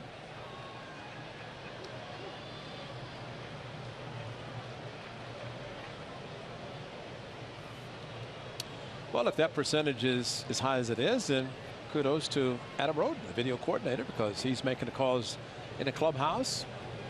Calls Mark Kotze. Kotze calls him, and they try to figure it out quickly as possible. In this case, it helped the A's keep the inning going. And I know, Ray, you're not a big fan of the length of time it takes, and I agree with you. But it has to be done. Get it right. I think. Yeah. And is there a way to shorten the time? I don't know. Maybe there is, maybe not. Sometimes it does take a long time. And the guys in New York are certainly doing the best they can to make sure that it's right. Well, but I just think the amount of calls that get overturned, and this is not a criticism of the umpires, it's a reality. There's a number there. It says this is how many times it's been overturned. You have to have replay. Look at last days in Oakland. You have to have. Yeah, I agree. And in the what was it, the Simeon near no hitter? I mean, he broke it up with the ball off of Rodriguez, and he was called out, and he clearly safe by a foot, if not more. It's just it affects the outcome of the game. And the key is to get it right. And really, after what happened with Jet Bandy, the ball hit his bat by Alcantara, and they awarded first base as a hit batter. I mean, if you go to challenge, I still believe that plays around home plate, why not? Especially if a home plate umpire cannot see them, and the other umpires are so far away, they're on the bases 90+ feet, and if you're going to get them right, get it right there as well. Turns out to be huge. Healy cue shot foul. Well, one thing that A's hitting coach Darren Bush has been instrumental with all these players, and especially, I mean, you think of Ryan Healy. A's saw the Royals in April, and he was nowhere to be seen. So Darren Bush really thrilled and pleased with the way the young players have reacted, but they rely on him about Chris Young. And that 3-1 pitch was not a good fastball. He doesn't throw hard anyway. And there comes a little cut fastball from the right-hander, slider. Runner goes 3-2, 2 outs, and another walk. So now the bases are loaded for Marcus Semien. So Healy with a single and 2 walks tonight. 6 walks now for Royals pitchers.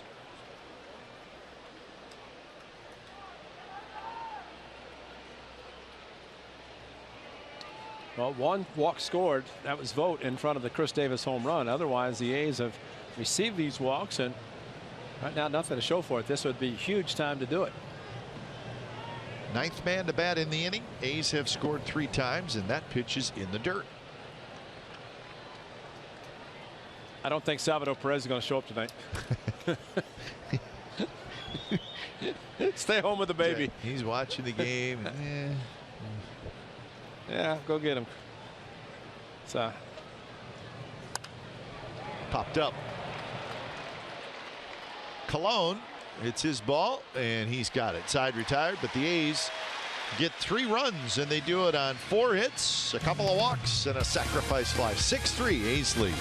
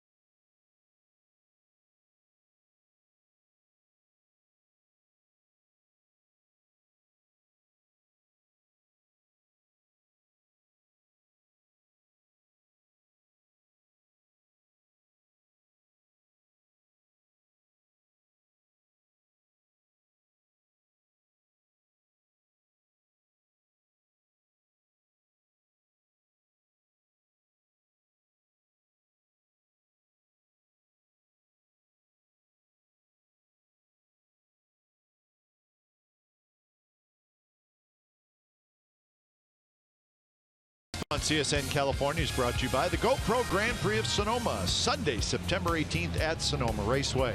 Get your tickets to the Verizon IndyCar Series season finale at sonomaraceway.com. So the A's grab the lead back at 6-3, bottom of the fourth inning. And this is Chesler Cuthbert playing third base, and he had a base hit in the second inning. And he rips one toward left field. Davis moving over, then leaps up to make the catch, 1 out.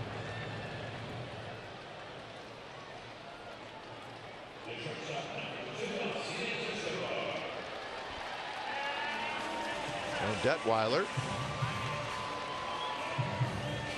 needing to do a better job than he did last time. The A's got 3 runs. Exactly.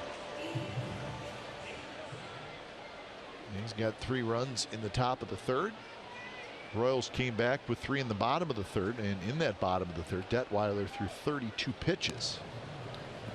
Well, it's important too, as we mentioned at the beginning, our Nissan keys the game, 6-man rotation. So Ross Detweiler is going to get an opportunity. And I think that's special for him. And Kendall Graveman will get at least 1 less start.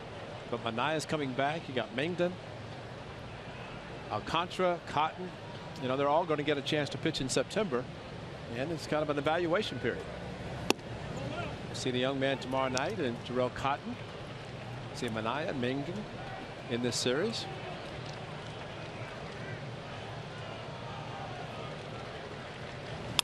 One-two pitch, hit up the middle. Simeon has it, spins, throws to first, not in time. Nice play, but Escobar runs too well, and he's got a 1-out hit.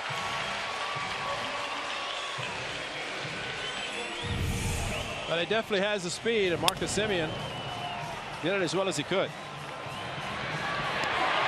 And you just hope to make a good play. Of course, not much foul territory here at Kauffman Stadium, so a ball that gets past first base, it's not like at the Coliseum where it's going to be an extra base. But Simeon tried, couldn't get him, and out of the stretch again is Detweiler. So hit number 5 for Kansas City, and here's Christian Colon. Colon lays off. The pitch is low. Rays and the Blue Jays are tied 2-2 in the 7th inning in Toronto. Blue Jays, one of the 2 wild card teams now, as they've fallen out of first place. Blue Jays have been struggling a little bit. They've lost 7 out of their last 9. That's a bit of a surprise. It's really hard to believe. It is. Yeah. You just, I guess, once they get hot, and they got hot, you just don't expect them to struggle again, but they have. And the Blue Jays, they still have that West Coast trip. They got to go to Anaheim and Seattle.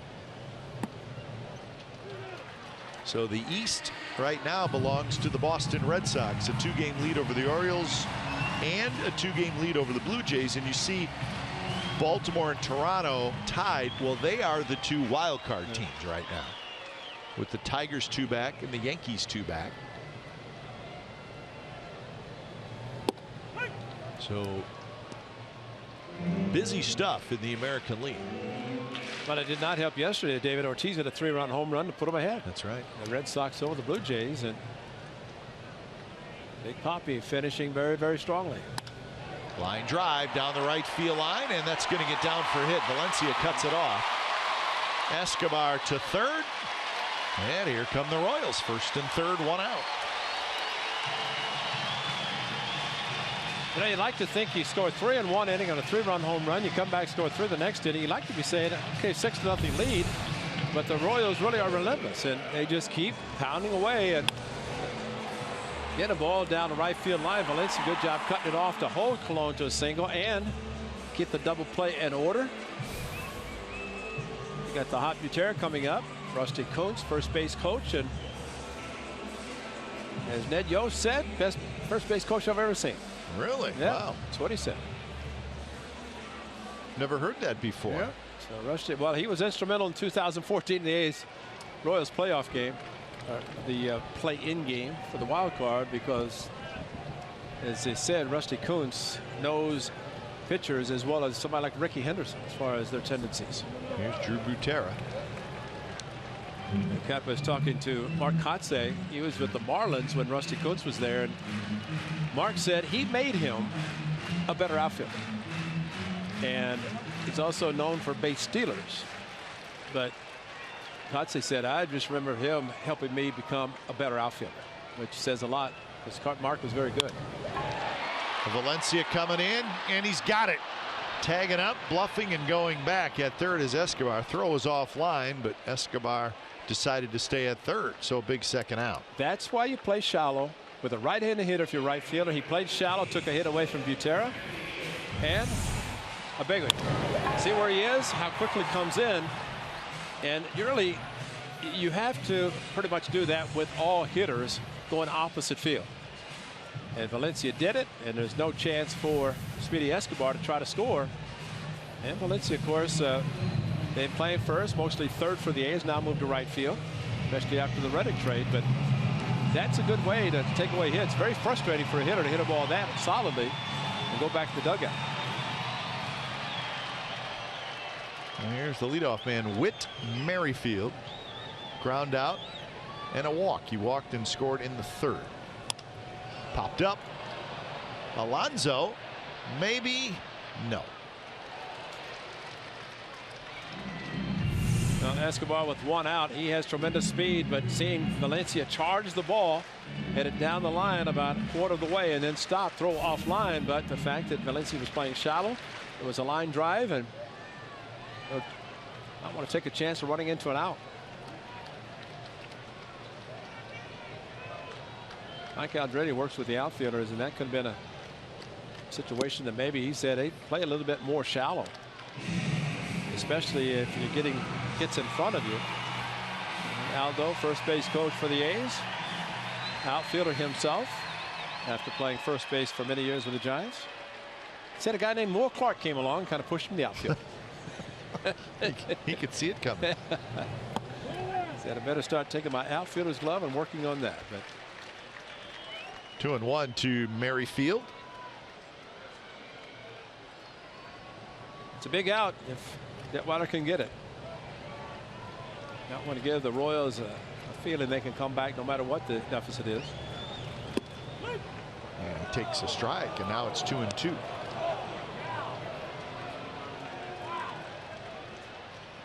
And Detweiler has had just one 3-up, 3-down inning. That was in the first. And he's had multiple base runners in every inning since then.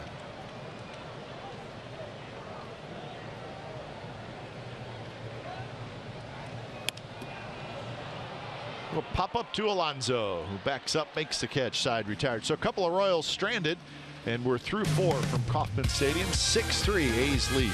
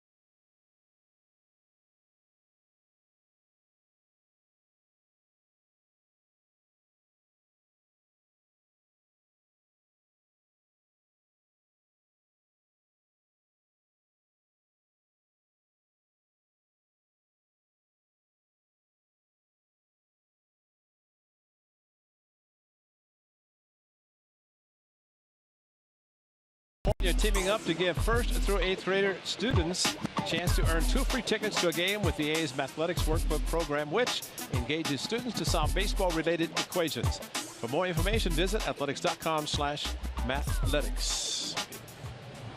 So science projects, math projects. Glad we're up here.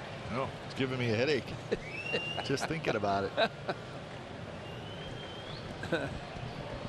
Bruce Maxwell had a nice hot streak. Walk and a single so far tonight. So he has 8 hits in his last 14 at-bats. Settling in a little bit.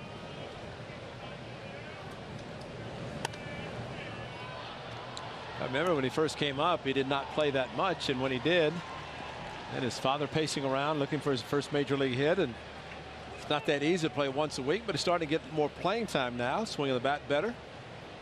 I just liked his fact that he hits the ball well to the opposite field. Also gives Stephen Vogt a chance to DH, which he prefers to catch. And actually, yesterday it was Maxwell DHing while Vogt was catching. And Maxwell swings and misses on that letter high fastball from Chris Young. And when he pitches up in his own like that for something, it just seems, I mean, Young barely touches 88, 89, but it's something about his height, about 6'10", right over the top. He's drafted by the NBA in addition to baseball, so he's a I mean, he can really do anything he wants to with his height, but it's just something about his delivery. Hitters cannot pick up the ball very well. 1-0 the count to Brett Eibner.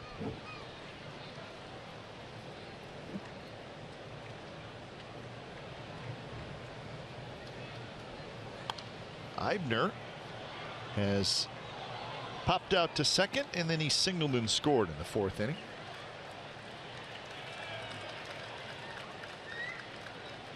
Sure, Eibner, even though he was not in the big leagues a huge amount with the Royals, but probably enjoying coming back here to Kansas City. So the count 1-2. That got a pretty good piece of Drew Butera. I mean, it's hit hard enough to knock this mask off. You know that's a shot. Watch the master and Butera. Hits it just right that it flips it off. Hit it to the side, the extension on the side. He turned around to see if the home plate umpire was okay. Gotta take care of Gibby. Gibby.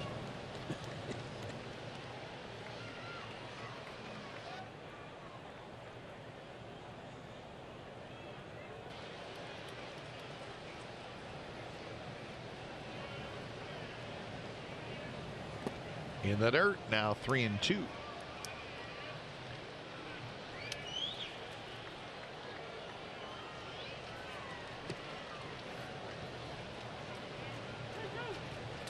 Don't look for too much on a 3-2. Of course, Eibner very well aware of Chris Young, how he pitches.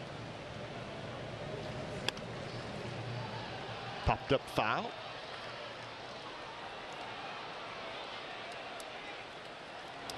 And Colon starts to throw for the A's.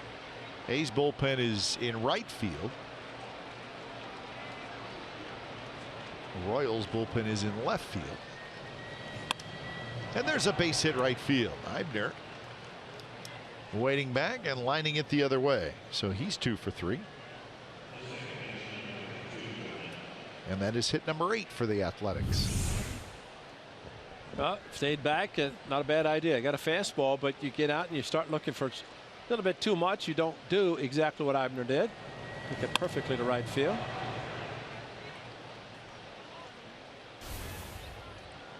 So 1 out base runner, and now to the top of the order, Joey Wendell. Joey Wendell 0 for 2 with a sacrifice fly. So he picked up his 6th RBI of the year with that sac fly in the 4th inning.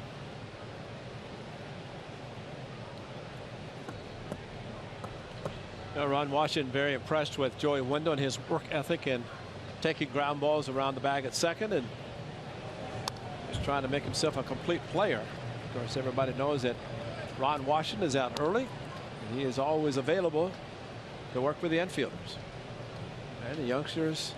It's almost like taking that first bus, you know, if you're a young player and you show up and Ron Wash is there, you better show up when he comes out there as well. So you should take the first bus from the hotel, not to have lunch at the ballpark, but to get a workout with Ron Washington. No, you have the lunch, and then if Wash is available. Actually, I've seen guys actually go downstairs 5 minutes before the bus is ready to leave. They get in the taxi cab. Well, you got to get lunch. Right to the lunchroom. Yeah. Wash is always working, though, and young players on the infield working with Wash, making them very good fielders, and that's what the game's about, both sides of the ball. You see Matt Olson will be out here tomorrow early on that first bus.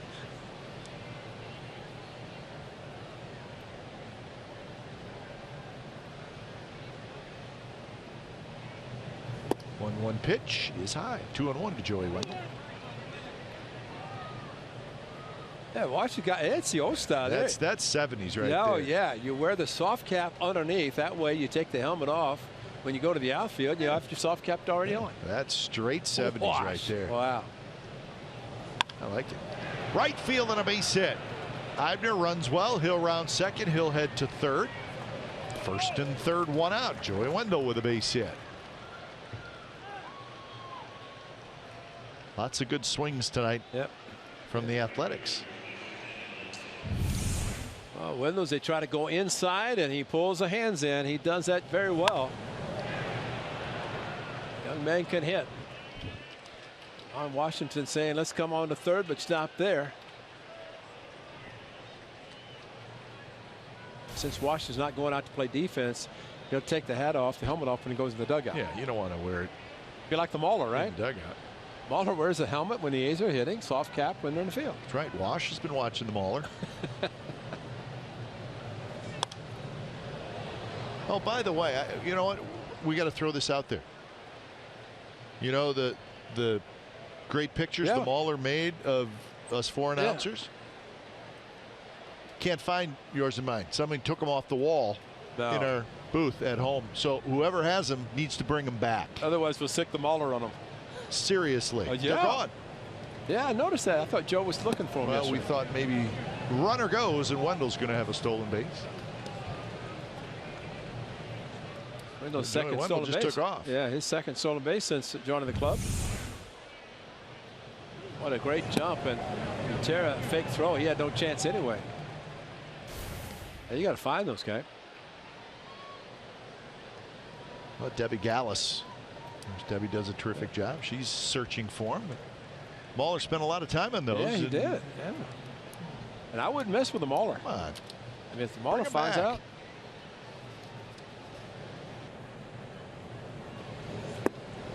Just a little low. Good take by Valencia.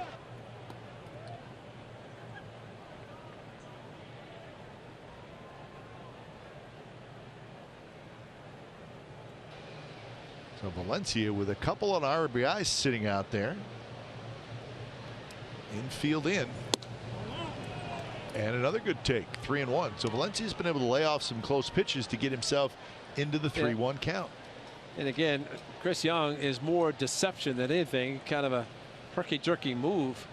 But Valencia's been around long enough to see him in different places that he's pitched. And he does have the count now with the infield in.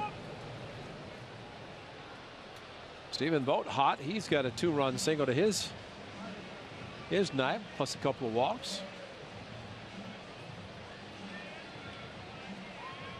Not exactly what the Royals fans thought they would be seeing tonight from the A's. But the A's have had some good at-bats. Good pitching from Detweiler. Ned Yost sitting on 999 career victories. Milwaukee and Kansas City. Valencia right back to the screen. And it's 3-2. Sitting on a fastball, and he got it. Yeah. May have been up just a little bit.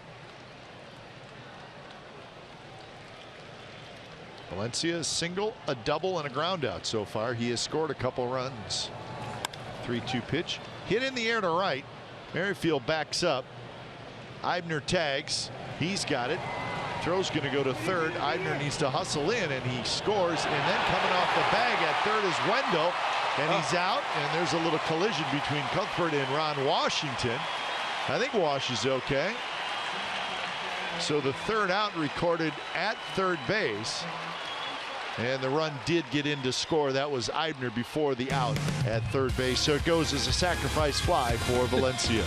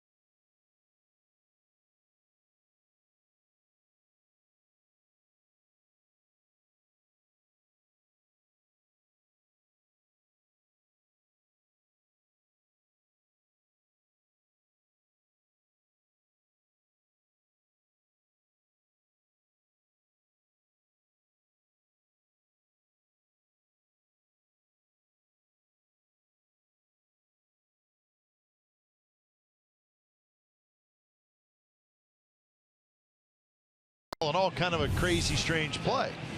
Well, the right fielder, he comes up and throws to third base. The only thing that really probably helped Eibner running home is the fact that it was not that deep of a fly ball.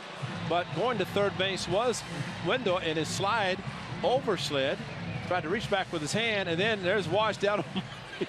And Wash, down goes Wash. Everybody was okay. Yeah. But Window actually got the bag, but when it took his hand off. And so the A's will go to the bullpen to Daniel Coulombe, and Detweiler. Not so much the pitch count, maybe just a lot of trouble. So when a cyber change, think Speedy Oil Change and Auto Service, your oil change, tune-up, and repair experts. So Daniel Coulombe comes in for his 28th appearance. So 1-1. So Detweiler ends up going 4 innings, 6 hits, 3 runs, a couple of walks, and no strikeouts. Yeah, 81 pitches. And he did pitch last Monday, so plenty of rest. Just one of those, you know, maybe the last inning. 3 fly ball outs after having in his first 3 innings 7 ground ball outs. Yeah, he was wobbling around after that first inning. 1-2 the count, and the Greg Gibson trying to get the scoreboard correct. And that's low. So 2-2 the count. Hosmer to follow, and then Morales. Hitters 2, 3, and 4 in this Royals lineup. Royals with 6 hits. A's with 9.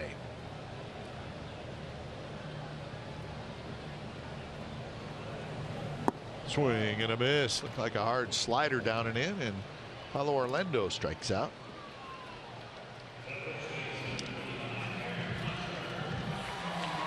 Well, we all know back at the Coliseum, as we take a look at this hard slider down and in, is Daniel Coulombe. Good curveball, 12-6. That's actually a cutter that he's using now very effectively.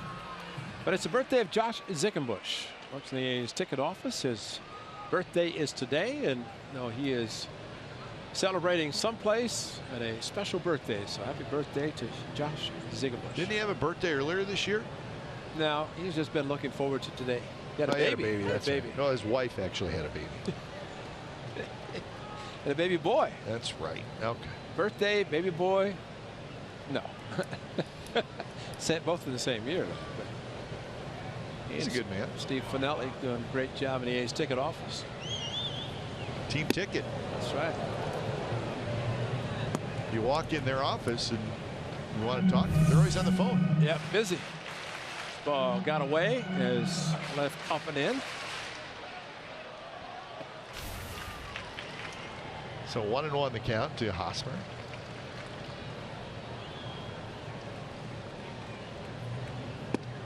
Yeah, I go in there. I want to talk sports. I want to talk, yeah, the pennant race, some football, and they're too busy on the phone. Doors closed. Come on, you guys. Doors closed. Come to see you guys. You just have to tell them to come and see you up in the booth. That's right. When they finish selling tickets.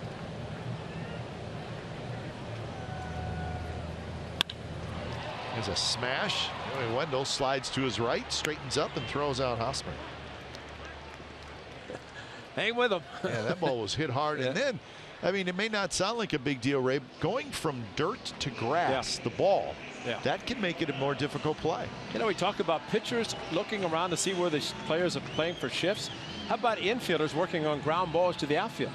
Well, because you're right. It hits the grass or the dirt in front of home plate. Then it may hit the grass, gets to the dirt, hits the dirt. Now you're adding another layer on top of that into the outfield. And you're not going to get necessarily a smooth hop into the outfield on grass. So 2 outs for Kendrys Morales, who has grounded out and knocked in a run with a single in the 3rd inning. Had a 2-out RBI hit. You know, just thinking with all these shifts, you may see some grounds crews trying to speed up the outfield by shortening the grass. So when the ball, and you know, if you don't have a lot of range, you know, the grass is higher. At Old Tiger Stadium, Billy Martin had it so high you can go Easter egg hunting in the infield grass. That's right. They said if you walked across the grass, you could not see your spikes. Right? That's right.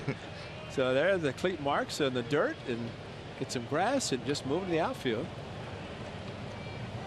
But yeah, it's a different hop. The ball bouncing on the grass versus the dirt.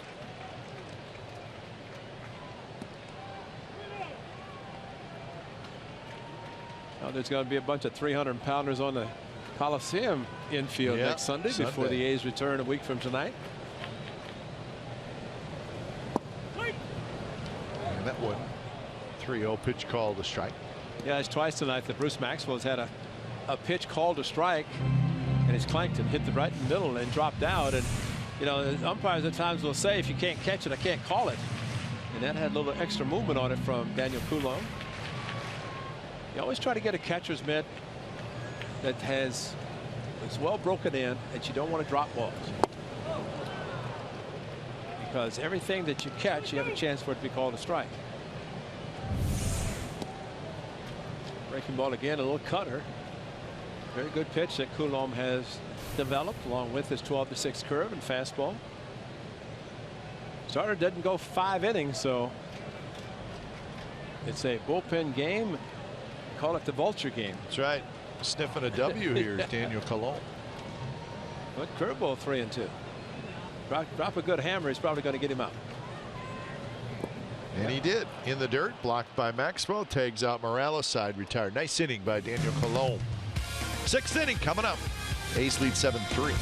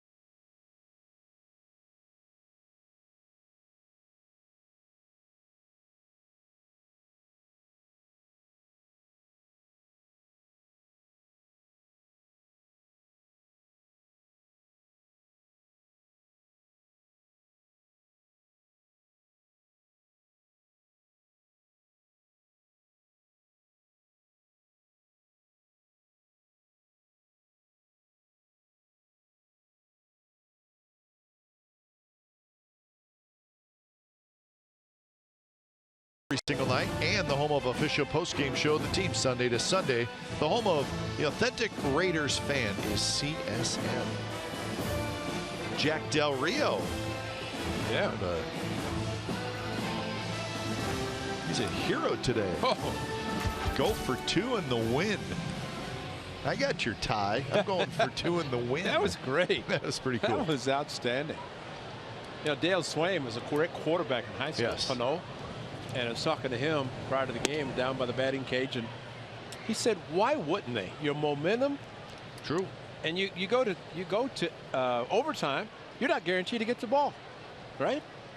No, not if the team scores a touchdown. Right. You will not get the ball. Or extra point or any type of a score, right? So field goal, whatever. But yeah, well, if they get a field goal, then you would, in overtime, if you get a field goal, then the other team gets a chance they get to. Okay. But if you get a touchdown, you don't. Okay. Then you don't. So, but you're right. You could not touch the ball in overtime.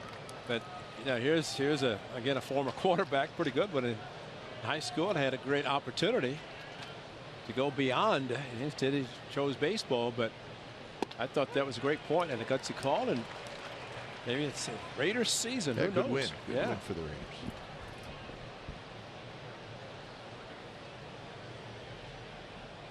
Del Rio and Don Wakamatsu, Hayward High. Yeah, Teammates. they're sort of legendary at that high school. Yeah, that's great. Multi-sport stars. Del Rio was a star in all 3 sports. About that. Big time.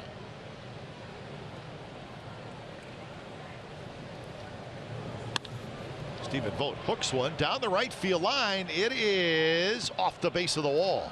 Stephen Vogt digging for second, and he's got a sliding double. Stephen Vogt, as the ball rolls past second base all the way to third. But Stephen Vogt with his second hit, and he's been on base all 4 times. Like it. And Stephen Vogt might start liking DHing. Takes a fastball inside. Of course, you know, going back to the weekend against the Royals at the Coliseum, Stephen Vogt, like I said, had a tremendous weekend. So no matter who was pitching, he was finding a way to put the ball in play, and 26 double off of Chris Young. So here's Chris Davis, who had a 3-run homer back in the 3rd inning, give the A's a 3-0 lead at the time. And the first pitch is bounced to third, backhanded, fired across. Hosmer can't dig it out. Vogt's going to try for third, and he'll make it. So Cuthbert's throw was late. Hosmer tried to dig it out. He usually does dig it out, but he could not that time. So it's going to be an E5. And Cuthbert didn't have to throw the ball as hard as he did. I mean, he threw a bullet. He threw it right in the dirt. And Hosmer just, I mean, as a short hop, he looked at his glove, probably surprised he didn't catch it. So first error in the ball game by either team. 79th error for the Royals this year. They're 8th in the league in team fielding percentage. Heads up base running by Stephen Vogt. Once the ball got by, hit it over to third. Yeah. And so leadoff double, you like to think about getting him to third base, and it's not the conventional way, but Stephen Vogt ends up there. Yonder Alonso. A couple of ground balls and a fielder's choice. Trying to knock in a run. Close pitch, 1-1. These 2 teams are the 2 lowest scoring teams in the American League. The A's have scored 550 runs. The Royals have scored 588 runs. Those numbers coming into tonight.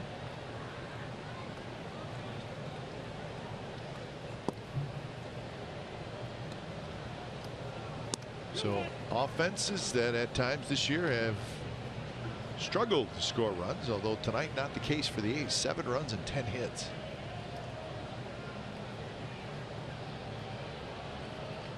And the 6th inning, and some would say happy the game started at 6:15 local time. They did that because of school back in session, and they wanted to. Actually, I think they started last year. Someone said that the home games in September will be 6:15. Yonder Alonso with an RBI hit. Vogt comes in to score. Davis hustling to third. He's going to make it. And the A's tack on an 8th run. It's now 8-3 and still nobody out. So Yonder Alonso gets RBI number 48.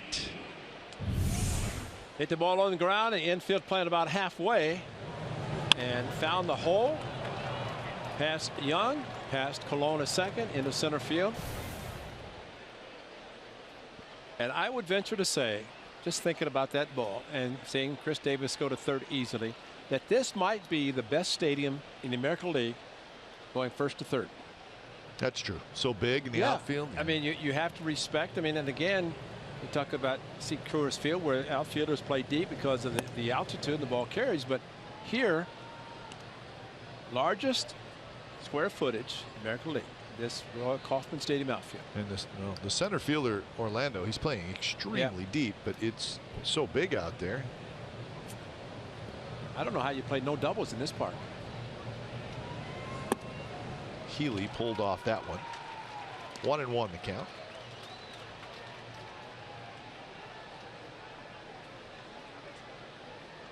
Sure, for Ryan Healy, who's been playing since the All-Star break, that started seeing some of the young players coming up like Wendell and Pender and Olsen tonight.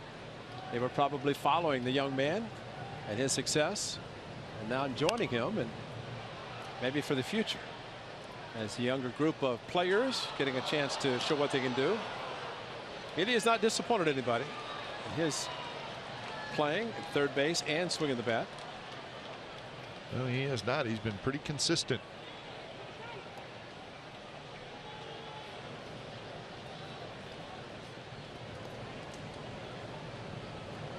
Healy playing in his 53rd game.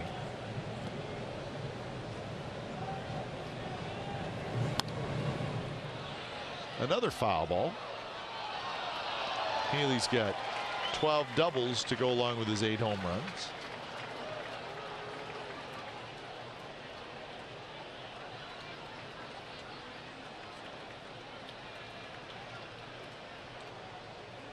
A double, an error, and a single, and a run in for the Athletics.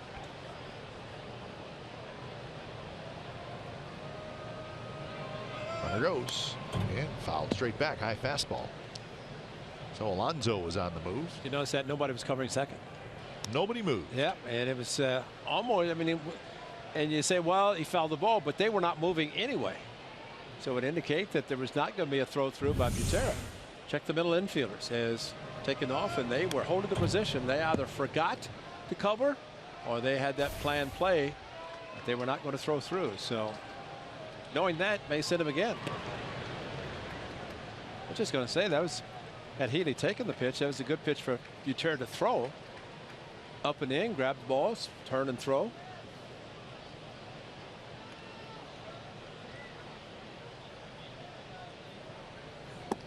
Missed outside. Good take by Healy. So 2-2 the count. On deck, Marcus Semien.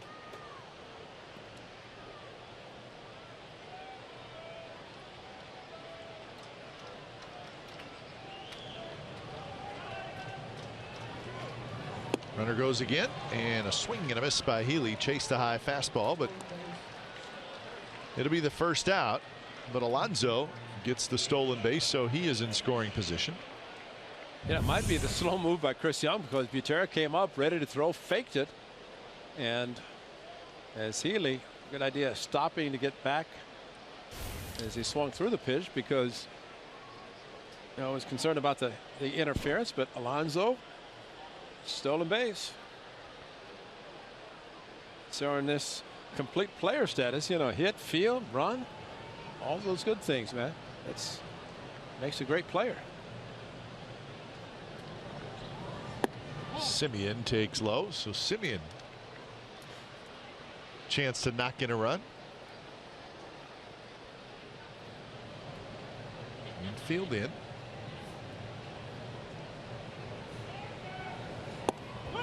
Outside corner strike. 1-1 the count. Blue Jays beat the Rays 3-2. That game just went final in Toronto. Bautista hit a 2-run homer, and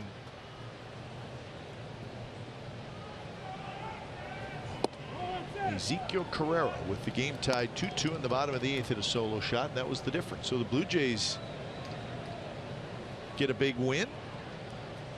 They are tied with the Orioles. Actually, now they are the #1 wild card team, the Blue Jays, as they jump ahead of the Orioles. Fastball is high, 3-1.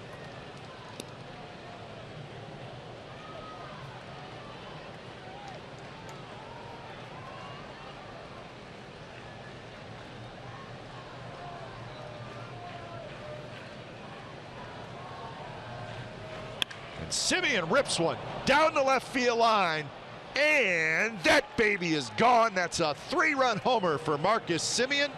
And the A's have blown it open here in the 6th inning. It's 11-3.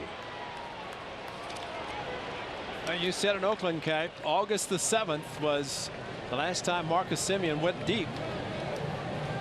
And he goes real deep on this one. Was that 29 games ago? Yep, August the 7th, and his third 3-run home run, and a ball that just said right in the middle of the plate, and it said hit me, and he hit it, he crushed it down the left field line. Stay fair. It's going to be easily into the seats, and it was. So Marcus Semien, 2 3-run home runs tonight. Chris Davis and now Semien. So when it's time for change, think Speedy Oil Change and Auto Service, your oil change, tune-up, and repair experts.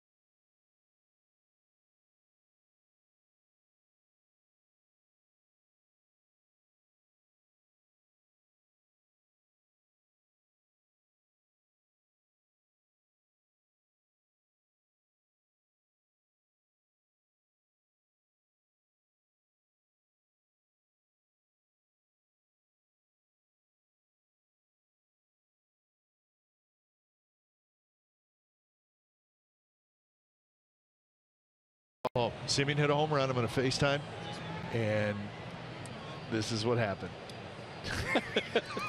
Kiss it goodbye. He was so happy. We were watching him in the break. He was smiling. Oh, man. Brian Flynn, the new reliever for Ned Yost. And one thing about the A's in this game, they're getting a chance to see some pitchers they've never seen before.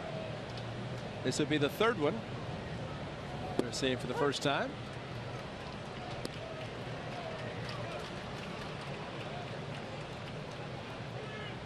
So 1-1 the count to Bruce Maxwell. Still only 1 out and 4 runs in here in the 6th inning.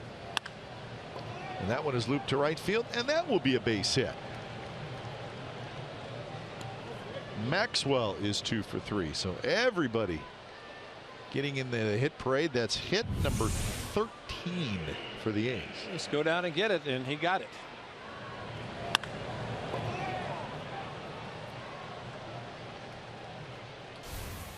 So here's Eibner. Eibner is 2 for 3 with 2 singles and 2 runs scored.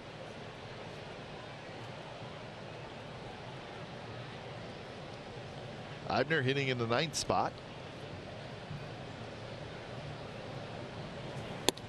Matt Flynn misses outside. Rangers leading the Astros 3-1 in the 5th inning in Houston. Astros still trying to figure out how to beat the Texas Rangers. Astros are 3-13 against the Rangers. Houston has lost 4 out of their last 5 coming into that game. Magic number still decreasing for the Rangers. Yep. Huh? And for the Astros, 3.5 back of the second wild card coming into today's action.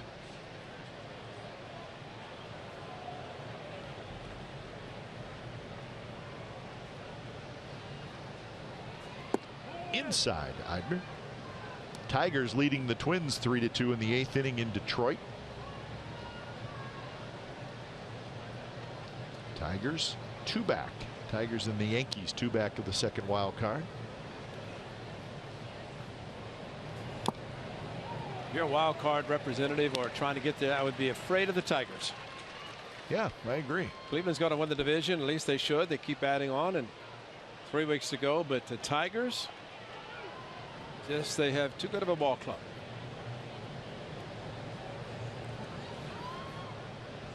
Three-two pitch to Eibner, and it's outside, and that is walk number 7 by the Royals.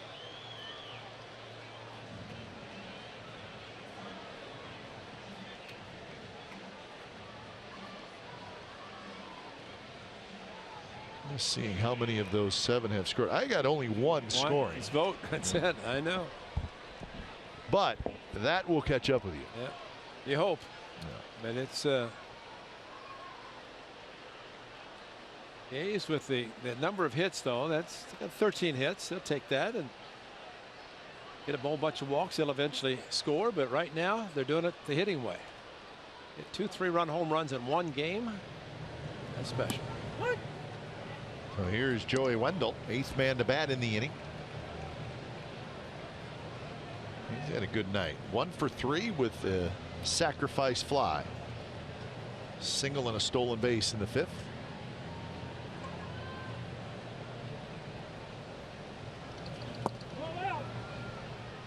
The Red Sox are leading the Orioles 12-2 in the top of the 8th inning.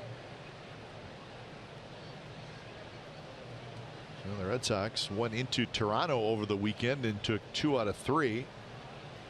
And they come home for a big series against the Orioles, and they're blowing them out in game 1.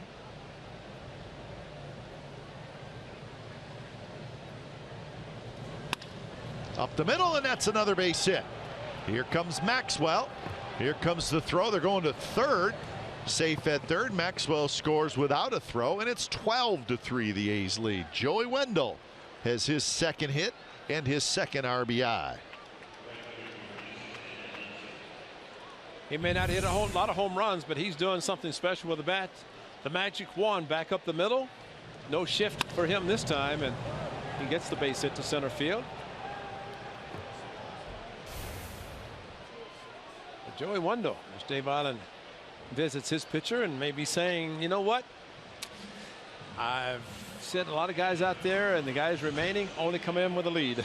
That's a good point.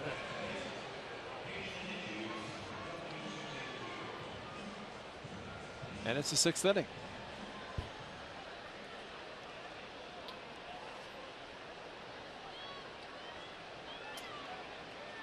Joey Wendell has hit in 4 consecutive innings. Huh. Starting with the 3rd. Strikeout, sac fly, base hit, RBI. So leadoff hitter, 5 at bats already for Joey Wendell just in the 6th inning. And here's Valencia, who takes a strike. Well, there have been RBI opportunities out there for just about every A's hitter tonight. And that's the experience we talked about, Kite, with how the young players in these situations, and they're playing a team that trying to go to postseason.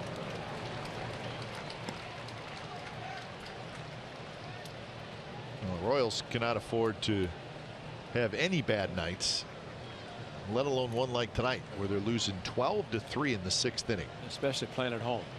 Exactly. Royals 42-25 at home. That's a very good record. Chopped in the hole. Escobar has it. Fires to second for 1. Back to first. Double play. And that was a very close play. Dana DeMuth He's not sure. So Bob Melvin's going to check. A run would score if it was overturned. That's why it's a fairly big call. Bang, bang.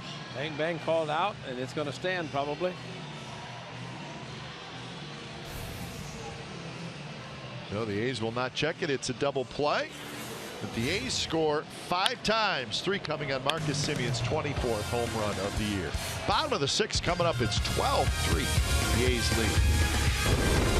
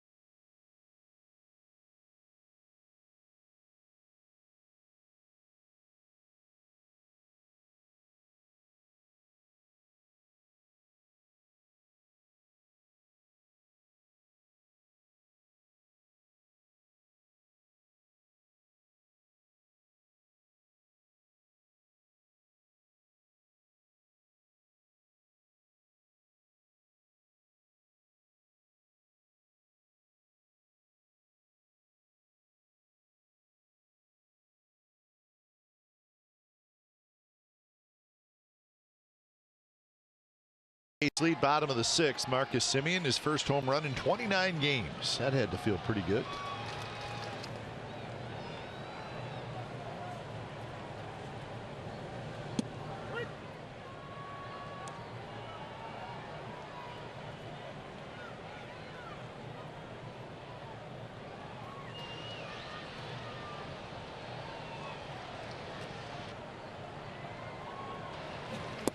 There's a strike at the knees. I think it says a lot about Daniel Coulomb finishing last inning. 3-2 curveball to Kendrys Morales. A curveball in the dirt, swung and missed. Nice block by Maxwell, and then the A's score 5 runs. One of the best things about, of course, the curveball to the lefty, but to get a sign and no hesitation. No, oh, you sure you want me to throw that? I mean, you get the sign and just throw it, you know, and that's what makes it such a good pitch, because there's no hesitation. And Bruce Maxwell, and I'm sure Bruce is learning a lot from Stephen Vogt, just watching him. Vogt called a 3-2 changeup yesterday with Alcantara pitching and got a big strikeout. Sometimes you have to show confidence in your pitcher that you put the sign down, you believe that he can throw it successfully. And here's Chesler Cuthbert. See who's in the house. Marlins man is here tonight. Must be a big game. I thought he only showed up at the really big games. Maybe in his mind tonight is one. He's usually right behind home plate. Tonight he's down a little bit toward the Royals dugout. He is in the front row, but I guess he just could not get those ones right behind home plate. So the Marlins man, who's made quite a name for himself recently. Now, speaking of where he is sitting, the Royals have extended the screen from behind home plate down beyond both dugouts. I mean, that screen where he is sitting is near the Royals dugout, but how about this? Good play, catching the one hop. Scotty, you can learn something. He's ready. Double ear flap, no hoodie on, no long sleeve sweatshirt, and ready to go. But the netting, I think, Kipe, is something they're sort of seeing more and more. It's almost invisible. You know, people are concerned about, well, if they put it up, we can't see. Strike 3 call. Colomb gets Cuthbert looking. It's 4 strikeouts for Colomb. He's only faced 5 hitters. Well, he had 4 in his last appearance also, and they gave up the home run in the game, but his curveball is outstanding. And you can see why the A's like him, teams like him. He can come in and give multiple innings and have that kind of a hammer, 12-6 curveball. You mentioned a good fastball and the cut fastball that he's developed. Well, I think Ray, you know, Doolittle's going to be there next year. He's got a contract for a couple more years. But with Sepchinski gone, that's right. I mean, listen, you like to have 2 lefties in your bullpen. Absolutely. There may be an opening there for Daniel Colomb if he can have a good month of September. And this is maybe exactly what we're seeing in this month. Just what you're talking about.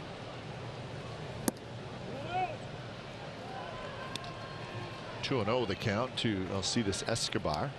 That's a great point about Sepchinski, because at one time the A's really had 3 lefties, but Doolittle is back, and welcome him back because he's throwing hard again.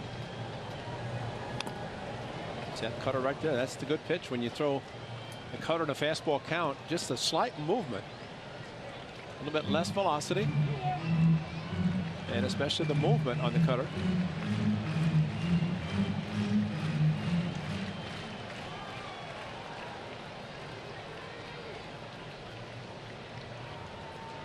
Comes again. Good pitch outside corner. Escobar is hit into a double play, and he has singled. He's 1 for 2. Alcides Escobar. He's played in every game this year for the Royals. Only player to do that for Kansas City.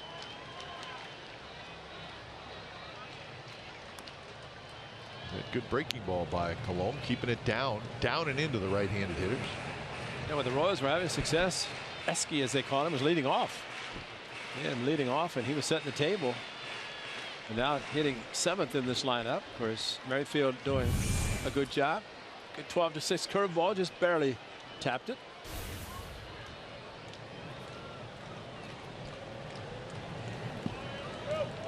Blocked by Maxwell, so the count is full. 5 up, 5 down for Colomb.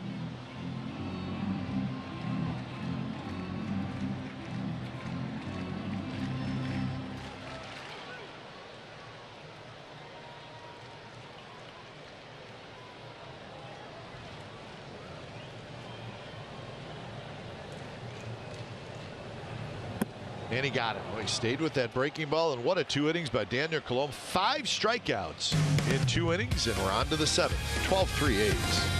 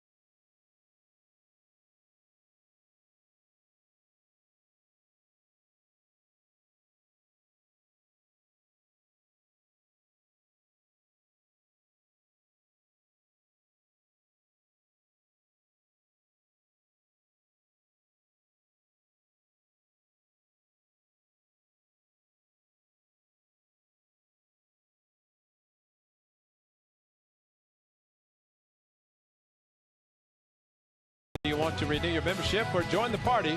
Visit athletics.com/2017. You'll find all the benefits that A's membership has to offer, including early bird incentives, exclusive experiences, half-price parking, flexible ticket exchange program, and more. You can even lock in your 2017 seating location.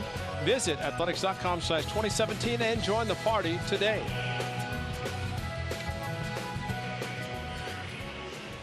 So 12-3, A's lead, top of the 7th inning from Kauffman Stadium here in Kansas City. The Royals have made a whole bunch of changes. We'll get those to you as the inning goes on, as Stephen Vogt leads things off against Brian Flynn.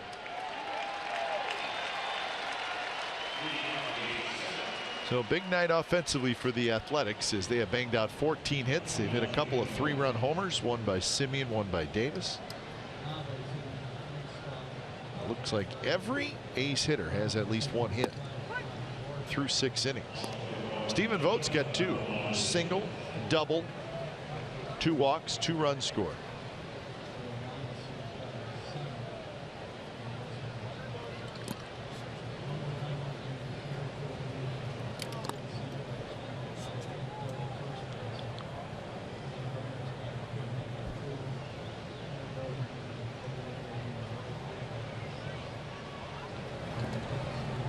Not close. Chris Davis to follow, and then Yonder Alonso here in the 7th inning.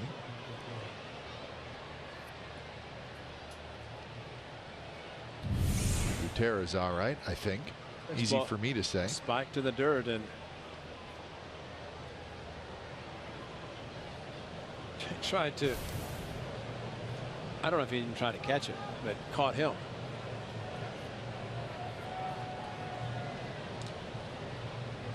Big shift on for Stephen Vogt. And he lines it off the glove. That's Mondesi, the new shortstop. And Stephen Vogt is 3 for 3. So hit number 15 for the A's. So new players for the Royals. Daniel Navas at first. Raul Mondesi's at short. Christian Colon goes to third. Billy Burns is now in left field. Hunter Dozier is in right field. Brian Dozier, major league debut. Dozier hit 40-some-odd home runs, hasn't he? From Minnesota. I think so, yeah. This Dozier making his major league debut.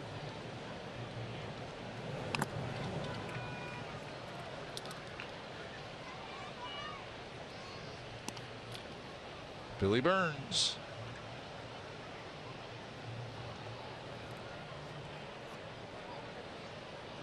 So it's good to see Billy Burns. Yeah.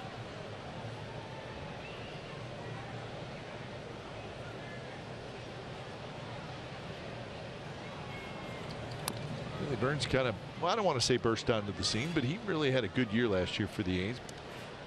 He could not repeat what he did last year. He just did not quite seem like the same player. Too many balls in the air, didn't utilize his speed. Ricky Henderson worked with him during spring training, and every time Ricky came to the Coliseum, he had worked with Billy and work on his base stealing. Well, Chris Davis strikes out. He's retired. A fastball, and for Flynn, who was probably told by Dave Allen, don't look at the bullpen because nobody's going to be loosening, and go get him. And if that didn't confirm it, when Ned Yost made all these changes defensively, I think at that point Flynn said, I'm in for the duration. Yep. And he can't be sent down because all the minor leagues are finished, so he could do and pitch as long as he wants to. Flip to second out there, back to first, and that's double play. Yonder Alonso hits into the 4-6-3 double play. So the A's are finished in the top of the 7th.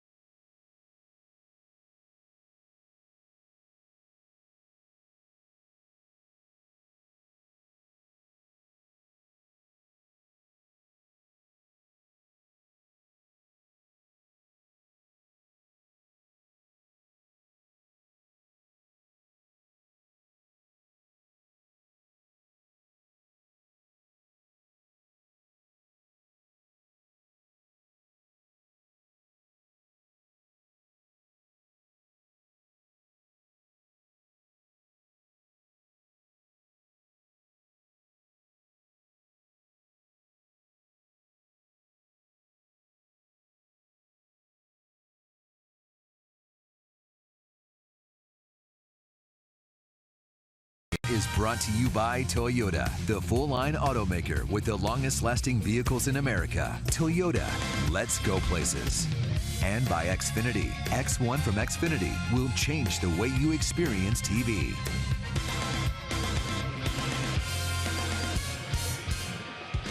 Athletics 12, Royals 3. That game, our game in the bottom of the 7th inning. And when it's time for change, think Speedy Oil Change and Auto Service, your oil change, tune-up, and repair expert. Zach Neal comes in. His 18th appearance, his 12th appearance out of the bullpen. He's also made the 6 starts.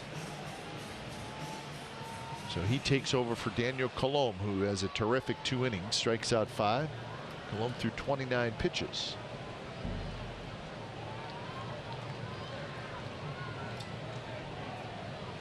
Christian Colomé to lead it off.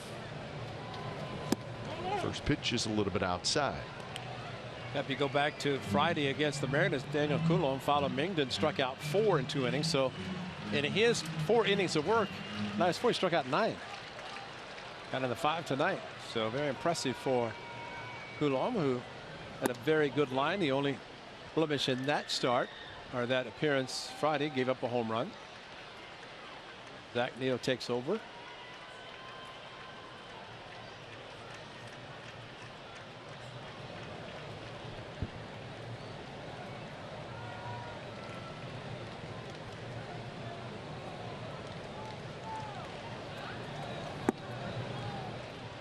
Hard sinker, and he gets a swinging strike from Colomé.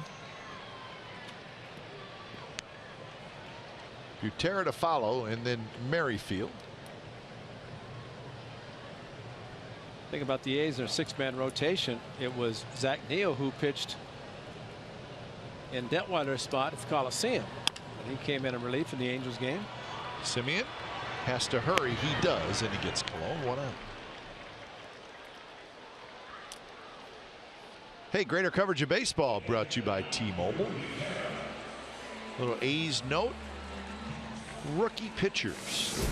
Most games pitched among rookies in Oakland history. Ryan Cook pitched in 71 games in 2012. Aaron Small in 1997. And Bailey Street. Bob Lacey. Bullet Bob Lacey. Bullet Bob.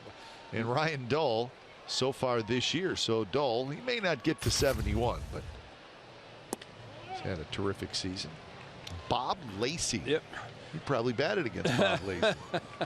Somewhere in there. Okay, if I do know that, you know, once Ryan Dull gets through this season, we may see him, well, won't be his rookie anymore, but you're going to see him upwards because he can pitch so well. But Bob Melvin completely shut him down in the Houston series, the Coliseum, and then basically had a week off. But he's pitched more this year than he's ever pitched, and especially at this level. But he is. Yeah, I agree. Good time to probably be careful with Ryan. Exactly, and let him finish on a positive note. And you know, as Bob was saying, even about yesterday with Alcantara, he said that he had Dull, and once he gave up another hit, he said he had Dull starting, but he wanted to have Alcantara finish on a positive note. And Dull did his job. But you know, from Bob Melvin's standpoint, it's really trying to build the confidence in a pitcher or a player, leave it in a certain situation, try to get out, because it's only going to help him in the future. But he knows his go-to guy right now, and he said it from day one of spring training, is Ryan Dull, to get out of messes. Down the right field line, it'll drop foul right at the base of the tarp, which we don't want to see at all in this series. But if it's going to show up, it would be Thursday, and that's the ugly day that's supposedly coming. But well, you play a 4-game series in the Midwest, you have a chance to see the tarp. There's no question about it. Not the case tonight. It's a beautiful night, beautiful day here in Kansas City.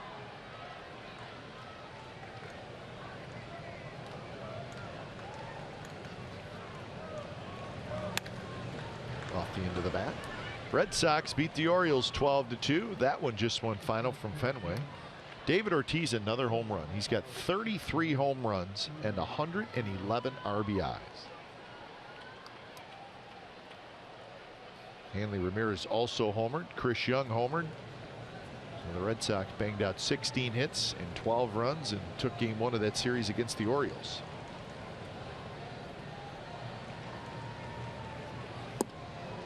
Good pitch. Called the ball. 2-2.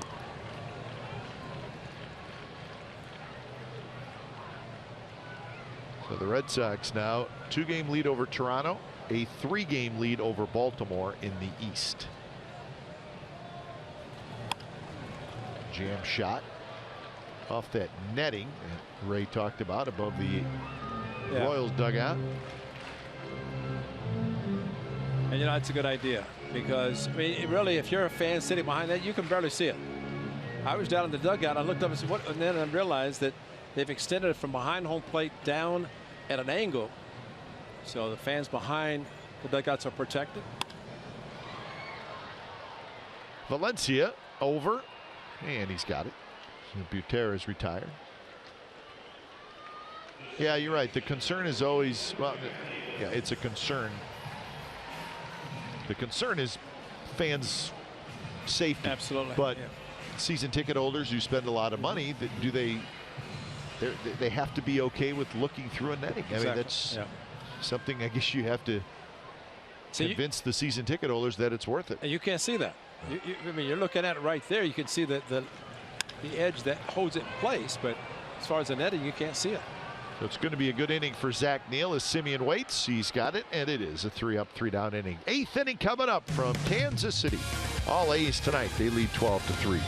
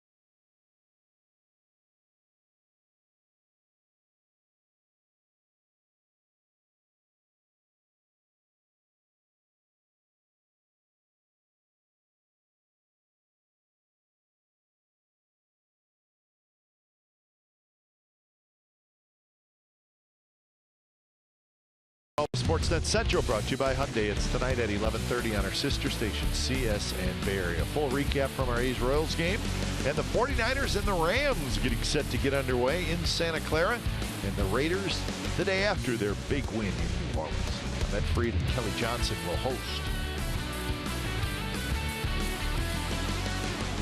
So here in Kansas City, 12-3 A's lead. Healy, Simeon, and Maxwell for the Athletics. 12 runs, 15 hits for the A's. 3 runs, 6 hits for the Royals. Got a no-hitter alert, Ray. Yes, Kyle Hendricks. Kyle Hendricks is dealing. Kyle Hendricks from the Cubs has a no-hitter going to the bottom of the 8th inning in St. Louis. Cubs leading 4-0 over the Cardinals. Flynn grabs that one, and Healy's retired.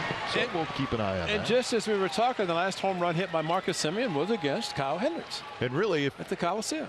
I mean, people are going to think I'm crazy, but I think you can make a strong argument that Kyle Hendricks has been the Cubs' best pitcher this year. Can you believe that? I agree. I mean, Arrieta's been real good. I don't think he's been great like he was last year. Lester's having a really good year, but the Kyle Hendricks kid has just been terrific. Well, Hamels and Lackey. It's pretty good starting five. Yeah, it's a good rotation, but I agree with you. And well, he had the lowest ERA. And what he's doing tonight, trying to do what Arrieta's done. So we'll keep an eye on that, see if Kyle Hendricks can finish it off. He now has 2 outs in the bottom of the 8th inning.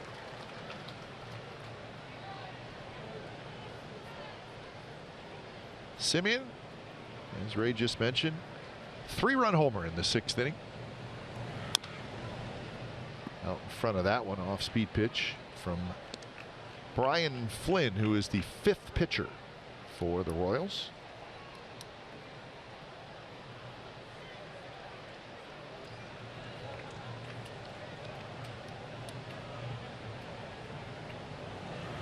Swing and a miss on a high fastball, 93 miles an hour. So 2 outs here in the top of the 8th inning. Make sure you join us tomorrow. It'll be game 2 of this 4-game series here in Kansas City. And we are looking forward to seeing Jarrell Cotton make his 2nd big league start. He'll be opposed by Danny Duffy, who's having a great year for the Royals. Coverage begins at 3:30 with A's pregame live. First pitch, 4:15. Complete A's coverage every night on Sportsnet Central and CSNCalifornia.com. The home of A's baseball is CSN. So there's young Jarrell Cotton coming over from the Dodgers. And we're looking forward to seeing him tomorrow make his 2nd start. His first one was terrific.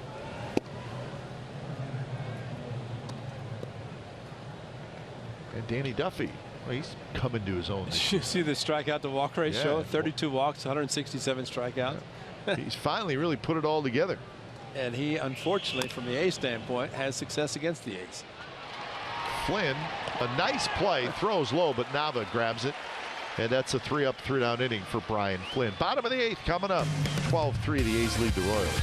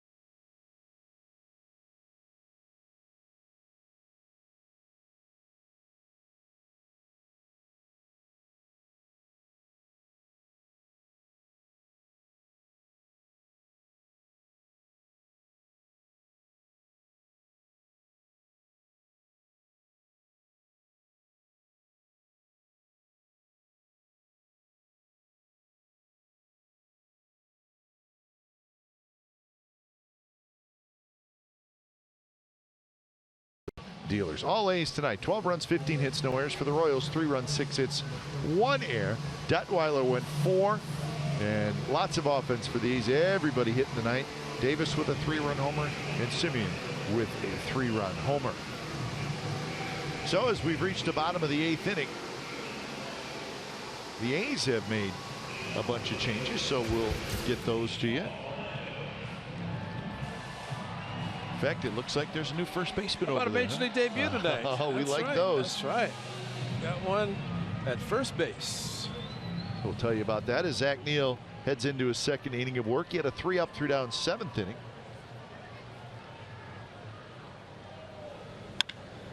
And the first pitch, nice play. Healy spins, throws to the new first baseman, who's Matt Olson. That's a nice play by Ryan Healy. Rookie to rookie. That's right. Nashville days. Those old. Remember when we played together in Nashville? Well, Healy with the 360 and a strong throw. Stretched by Olson at first, wearing the number 13. How about that? There he is. On a big league field in a big league game for the first time. We don't count spring training. So 1 out. Here's Daniel Nava. This is Hosmer's spot.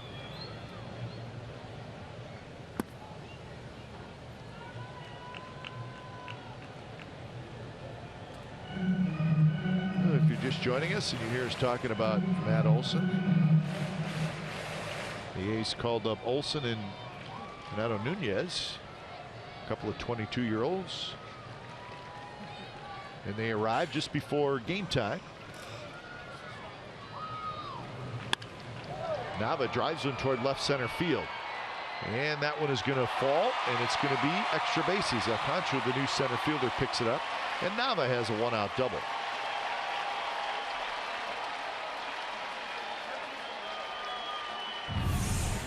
So hit number 7 for the Royals. Daniel Nava with the Angels when the A's saw him earlier in the season, and now with the Royals. And a ball to left center for a double.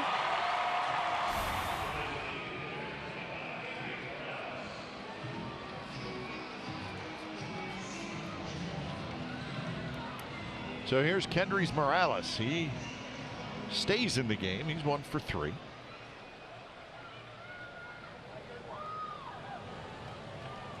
Morales had an RBI single in the 3rd inning. Bounces that one to Neal, who reaches up and grabs it. Nice play, and he flips to Olson for the 2nd out. So Nava goes to 3rd.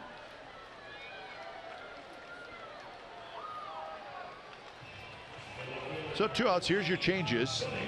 You see big Matt Olson, the new first baseman.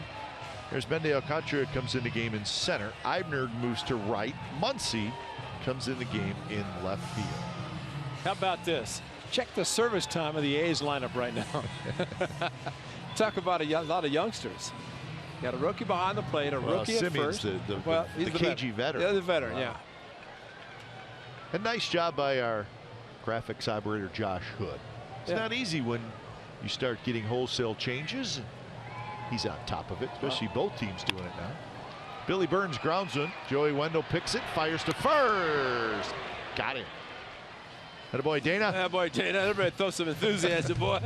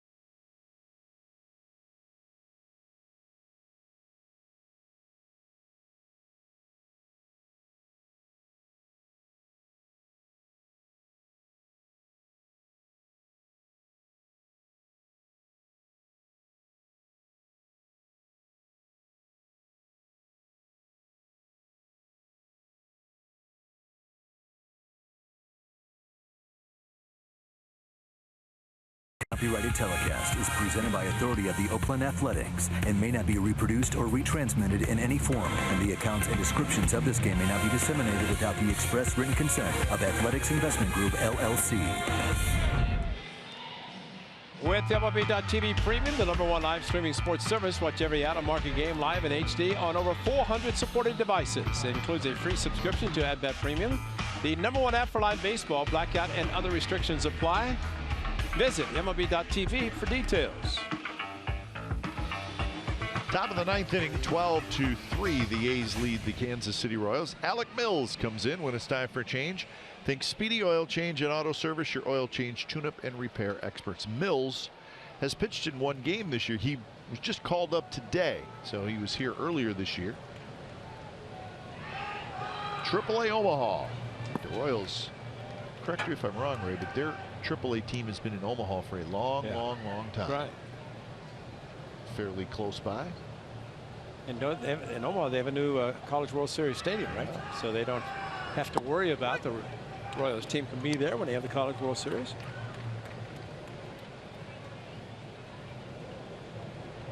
So Alec Mills making his second big league appearance, facing Brett Eibner. Eibner is 2 for 3, 2 singles, a walk, and 2 runs scored. So doing his thing against his former team.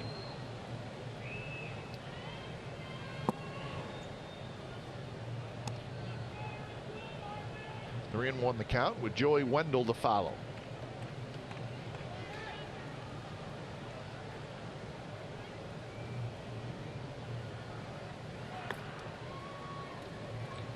Another walk, okay. Yeah. Losing track. Is that 8? 6, I think 1, 7, 8. Yeah, I think Flynn had 1. Yes, he did. So that's 8. So 8 walks by the Royals pitchers tonight. And here's Joey Wendell.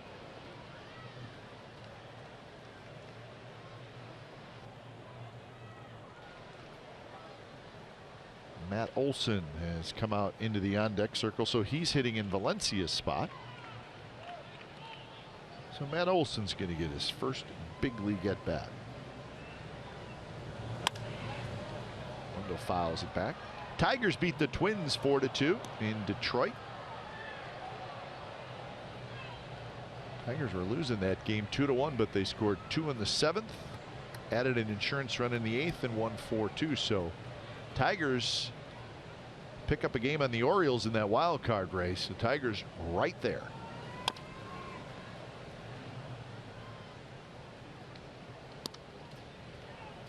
There's Matt Olson.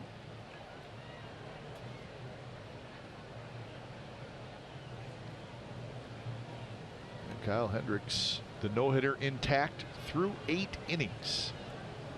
Cubs are batting in that game in the top of the 9th. Hendricks 3 outs away from a Cubs no-hitter. Joey Wendell tonight is 2 for 4. 2 singles, 2 RBIs. One of the RBIs came on a sacrifice fly. So the youngsters enjoying themselves tonight, yes, right? Yes, they are. Yeah, it's putting up some stats.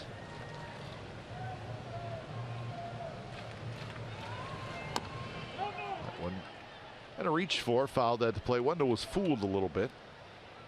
But not only seeing these pitchers for the first time, seeing major league stadiums for the first time, and one of the biggest things, and I know, talking to Matt Chapman, whenever he played in the Bay Bridge series through spring training, and the San Francisco seeing the multi-tiered stadiums. You know, they're accustomed minor league not seeing such big stadiums. All that factors in to getting a chance to come to the big leagues. So it may sound kind of silly, but that second level of a stadium, that's right, makes a difference. Absolutely. Depth reception, the baseball coming off the bat, whether you're an infielder or an outfielder. Yeah, we're not talking about being nervous. We're talking about literally the game is a little bit different with the second level. And you really pray for night games, because at least at night there's something of a background, but daytime you have so many white shirts and light shirts and the sunshine. Wendell strikes out, and here comes Matt Olson.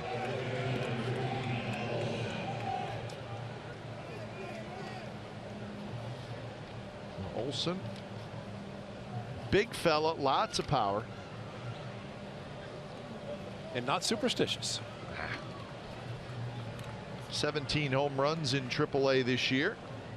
Also had 34 doubles. So he's made the steady climb through the A's minor league system. But played a little bit of right field, actually a fair amount of right field this year. But his main position is first base, and he's a very, very good defensive first baseman.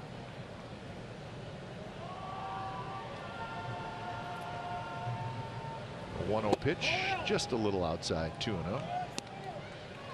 More on Matt Olson. He was born in Atlanta. High draft pick by the A's in 2012. He was a compensation pick right after the first round of that 2012 draft.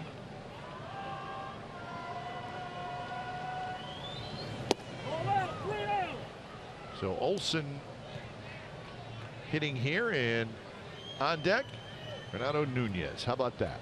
So both the youngsters are going to get an at bat here in this ball game, unless Olson hits into a double play. We don't want that to happen.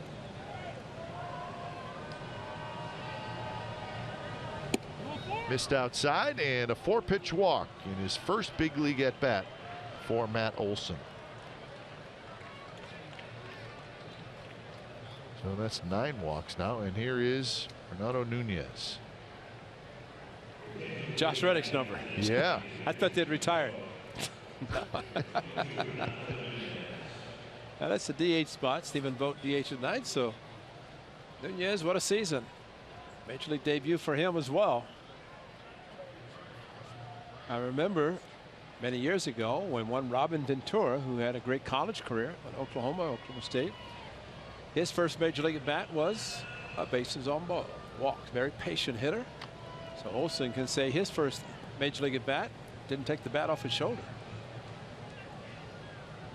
First pitch to Nunez is inside. Both Nunez and Olson are just 22 years old, but they both have played a lot. I mean, they've been in the minor leagues a while. They've both, we talked about it earlier, Ray, they've both had over 2,000 minor league at bats, and that's a decent number. From Venezuela.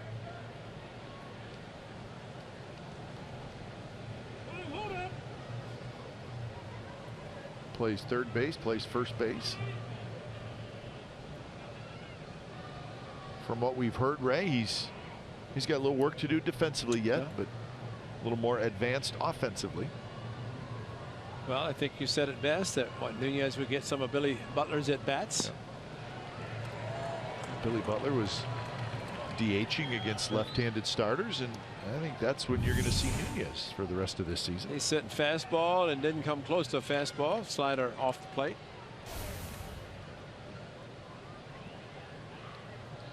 You have all the at-bats you want at minor league level. You come here and step on a field and hit your first AB. It's always special.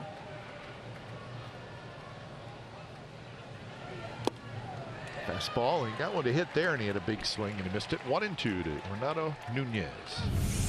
Slider out of the strike zone in the dirt. Fastball, center cut right there, and huge swing. How did I miss that?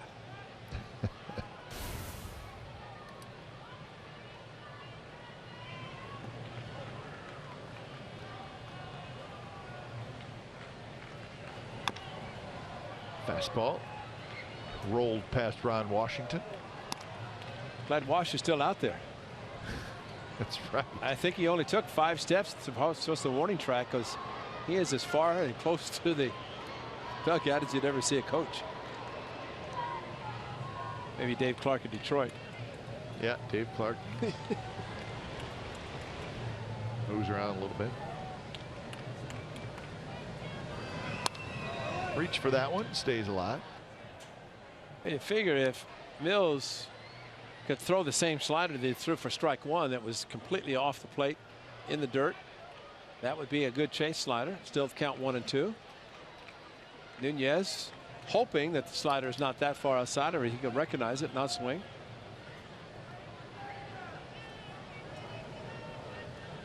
So another 1-2 pitch. Alec Mills delivers, and that one's hooked foul. No hitters gone, Ray. Hazelbaker hit a home run leading off the 9th inning, so lost it all, huh? Yeah. Shutout, no hitter, everything. Huh? Cubs still leading, but Hendricks loses the no hitter on the home run.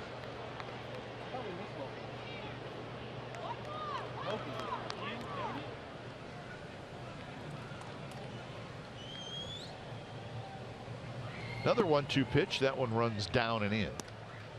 Eibner at second, Olson at first. Both got on base via the walk. And we must commend Steve Vucinich, the A's longtime clubhouse manager, equipment manager. uniforms for Olsen and Nunez. Got the names on their back. You got the Diamond Vision showing Nunez picture, the number 22. You know, all those things that you'd like to have that are special for your major league debut. And you know, Steve Vucinich always takes a lot of pride in making sure that uniform and new player have his name on it. Everything would be exactly like you expect. Number 13 Olsen, number 22 Nunez. With the Yankees, numbers start at 50. You're not getting a single digit number. No, those are gone, or will be for sure when Jeter. 2-2 pitch, cued right side. Nava charges. And Nava flips to Mills. So Nunez, his first big league at bat, is a long one. It ends with a ground out to first. That's a lot of sliders to Nunez, and you know, what saying goes, if you can handle a fastball, they'll show it until you can hit it, and once you do, you're going to see a lot of breaking pitches. So 2 away. Bob Melvin and Darren Bush, a little pat to Nunez. Good battles. He actually saw 9 pitches in the at bat. So here's Mendy Alcantara playing center field now in the game.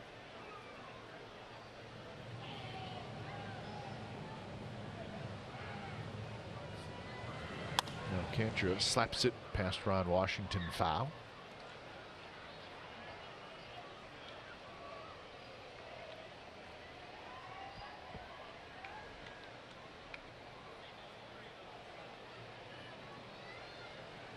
Seen Alcantara mostly at second base. He can play a little outfield. He drives this one toward left center. That's hit pretty well. Burns going back. He's not going to get it. At the base of the wall is where it lands. And that's going to be a 2-run double for Arizmendi Alcantara. And it's now 14-3.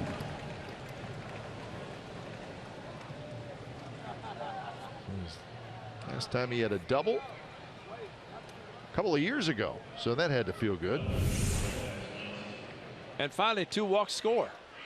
2 in this inning have scored, and that makes it nice that more than just the one in front of Chris Davis's 3-run home run.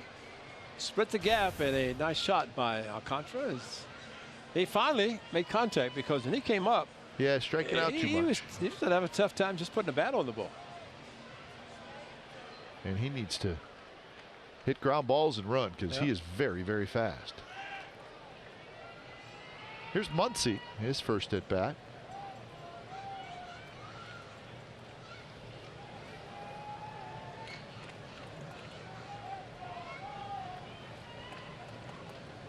First pitch to Muncy is low from Alec Mills.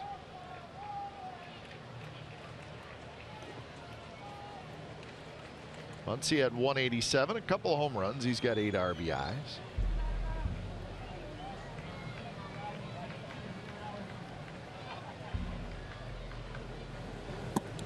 And now 2-0. Rangers leading the Astros. It's now 3-2. Top of the 8th inning in Houston.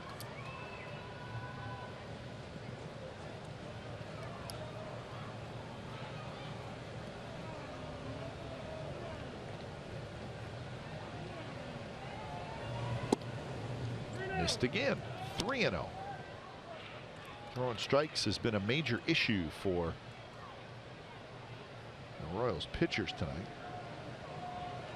Well, the A's have 16 hits, and they've received 9 walks.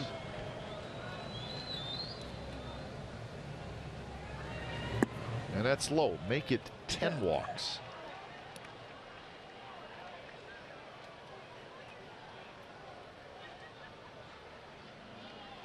So 2 on, 2 out, and here's Healy for his 6th at bat. No fun tonight for that man.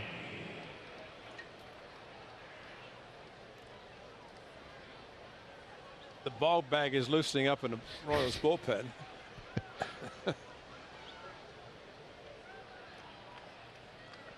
Well, I just counted it up, Ray. The A's have had 28 base runners. You get over 20 base runners in a game, that's a lot. Nice, 14 of those 28 have scored. Yep. And this is the attendance that normally was here from 1985 until they finally went to World Series again in 14. 2-0. So a quick meeting.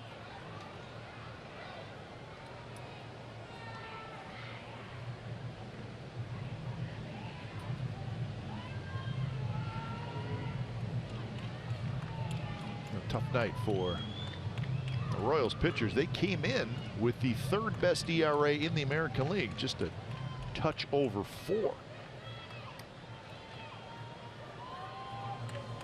The A's have put a dent in that tonight.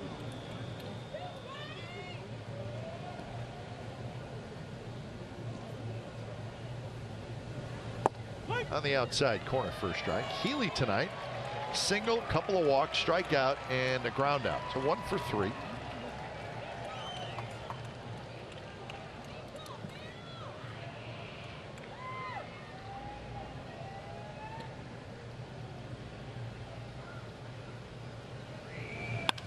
And he drives that one right center field. Orlando on the move, and Orlando has it pop off his glove. 1 run scores, and Maxey's coming around. Max Muncy's coming around. He's going to score. So it's going to be a double and 2 RBIs as Paulo Orlando had a glove on it. It just popped out. He also had to run a long ways for it. And after seeing 3 walks in the inning, probably wasn't that thrilled to have to take off anyway, because you just kind of back on your heels a little bit. So for Ryan Healy, he's walked a couple of times. That's his second hit. Couple of 1 strikeout, but he'll take this double, a thank you double. Take the RBIs. That's right. Healy now has 24, and it's 16-3, the A's lead. That is a season high in runs for the Athletics. They've added 4 here in the top of the 9th inning.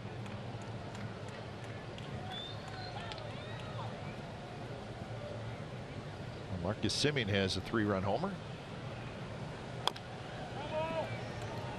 Well, the attendance tonight, not what it is right now, but what it's being announced at. 31,061. It was a very nice crowd once the game got going, but not the case right now. This had to hurt Marcus Semien. Got him in the left shin, above the ankle, not on the top of the foot.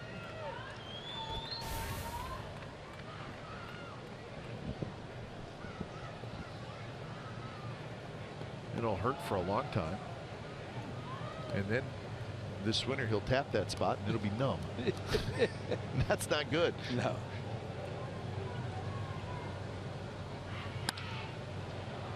This one hit toward Burns and left, and Burns waits, and that will do it. A's score 4 more times, and they do it on a couple of doubles and 3 walks. 16-3 as we go to the 9th.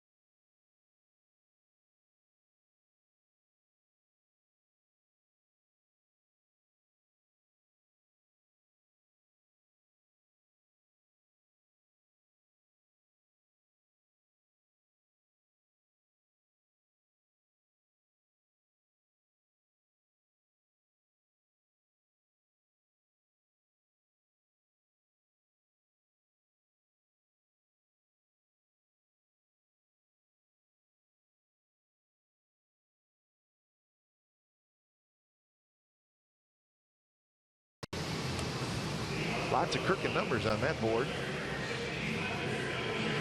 So Zach Neal is going to try to finish this off with 3 innings of work. He's done a good job for the first 2. It is not raining. That's what it's supposed to look like on Thursday.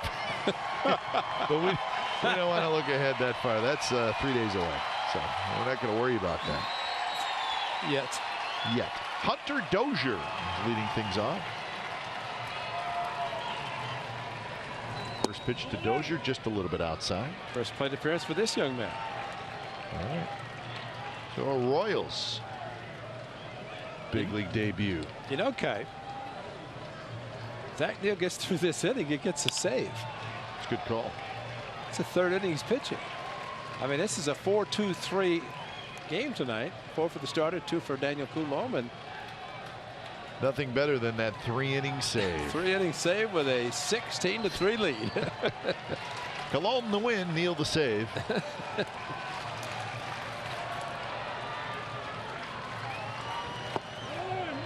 Inside to Hunter Dozier.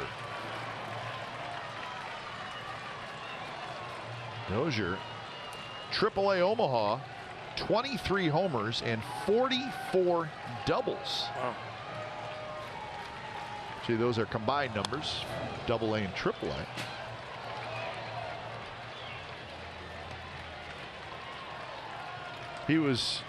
We're not messing around here. This was a first-round draft pick, so. Wichita Falls, Texas. Dozier, he was the 8th overall pick in the 2013 draft, so maybe the numbers aren't that surprising as he swings and misses. So he's going to get a round of applause. Everybody knows who Hunter Dozier is here in Kansas City. Good fans. Yeah. Big boy. He's kind of old school with the batting glove on the lower hand. How about that? Top hand free of a batting glove.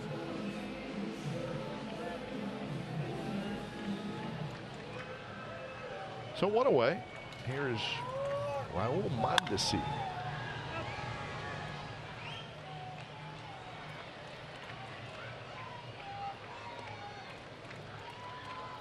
Mondesi was not with the Royals when A's played early in the year. So this is our first look at him. Another one of the Royals' top prospects.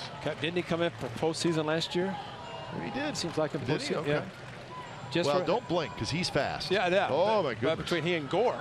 Man, he may be fast. But he came up in postseason, but had never played in the big leagues. Right. Wendell takes care of that. So 2 away here in the 9th inning. Well, you know, when the Royals brought him up, I remember when that happened that, you know, the Royals have a lineup they're going to play. Yeah. So they got Gore as a pinch runner. They have they had Mondesi as a backup infielder. They weren't going to sub anybody. Sure. I mean, they're going to play Moustakas, Escobar, Zobrist at the time, Hosmer, and then the outfield, and everybody healthy. Eibner on the move. This should do it, and it will do it. So a 3-up, 3-down inning for Zach Neal, and we're going to give him a save. Absolutely. Why not? It's perfect. I mean, he did it about 27 pitches for. So the A's take game 1 of the series, and they do it in fine fashion. 6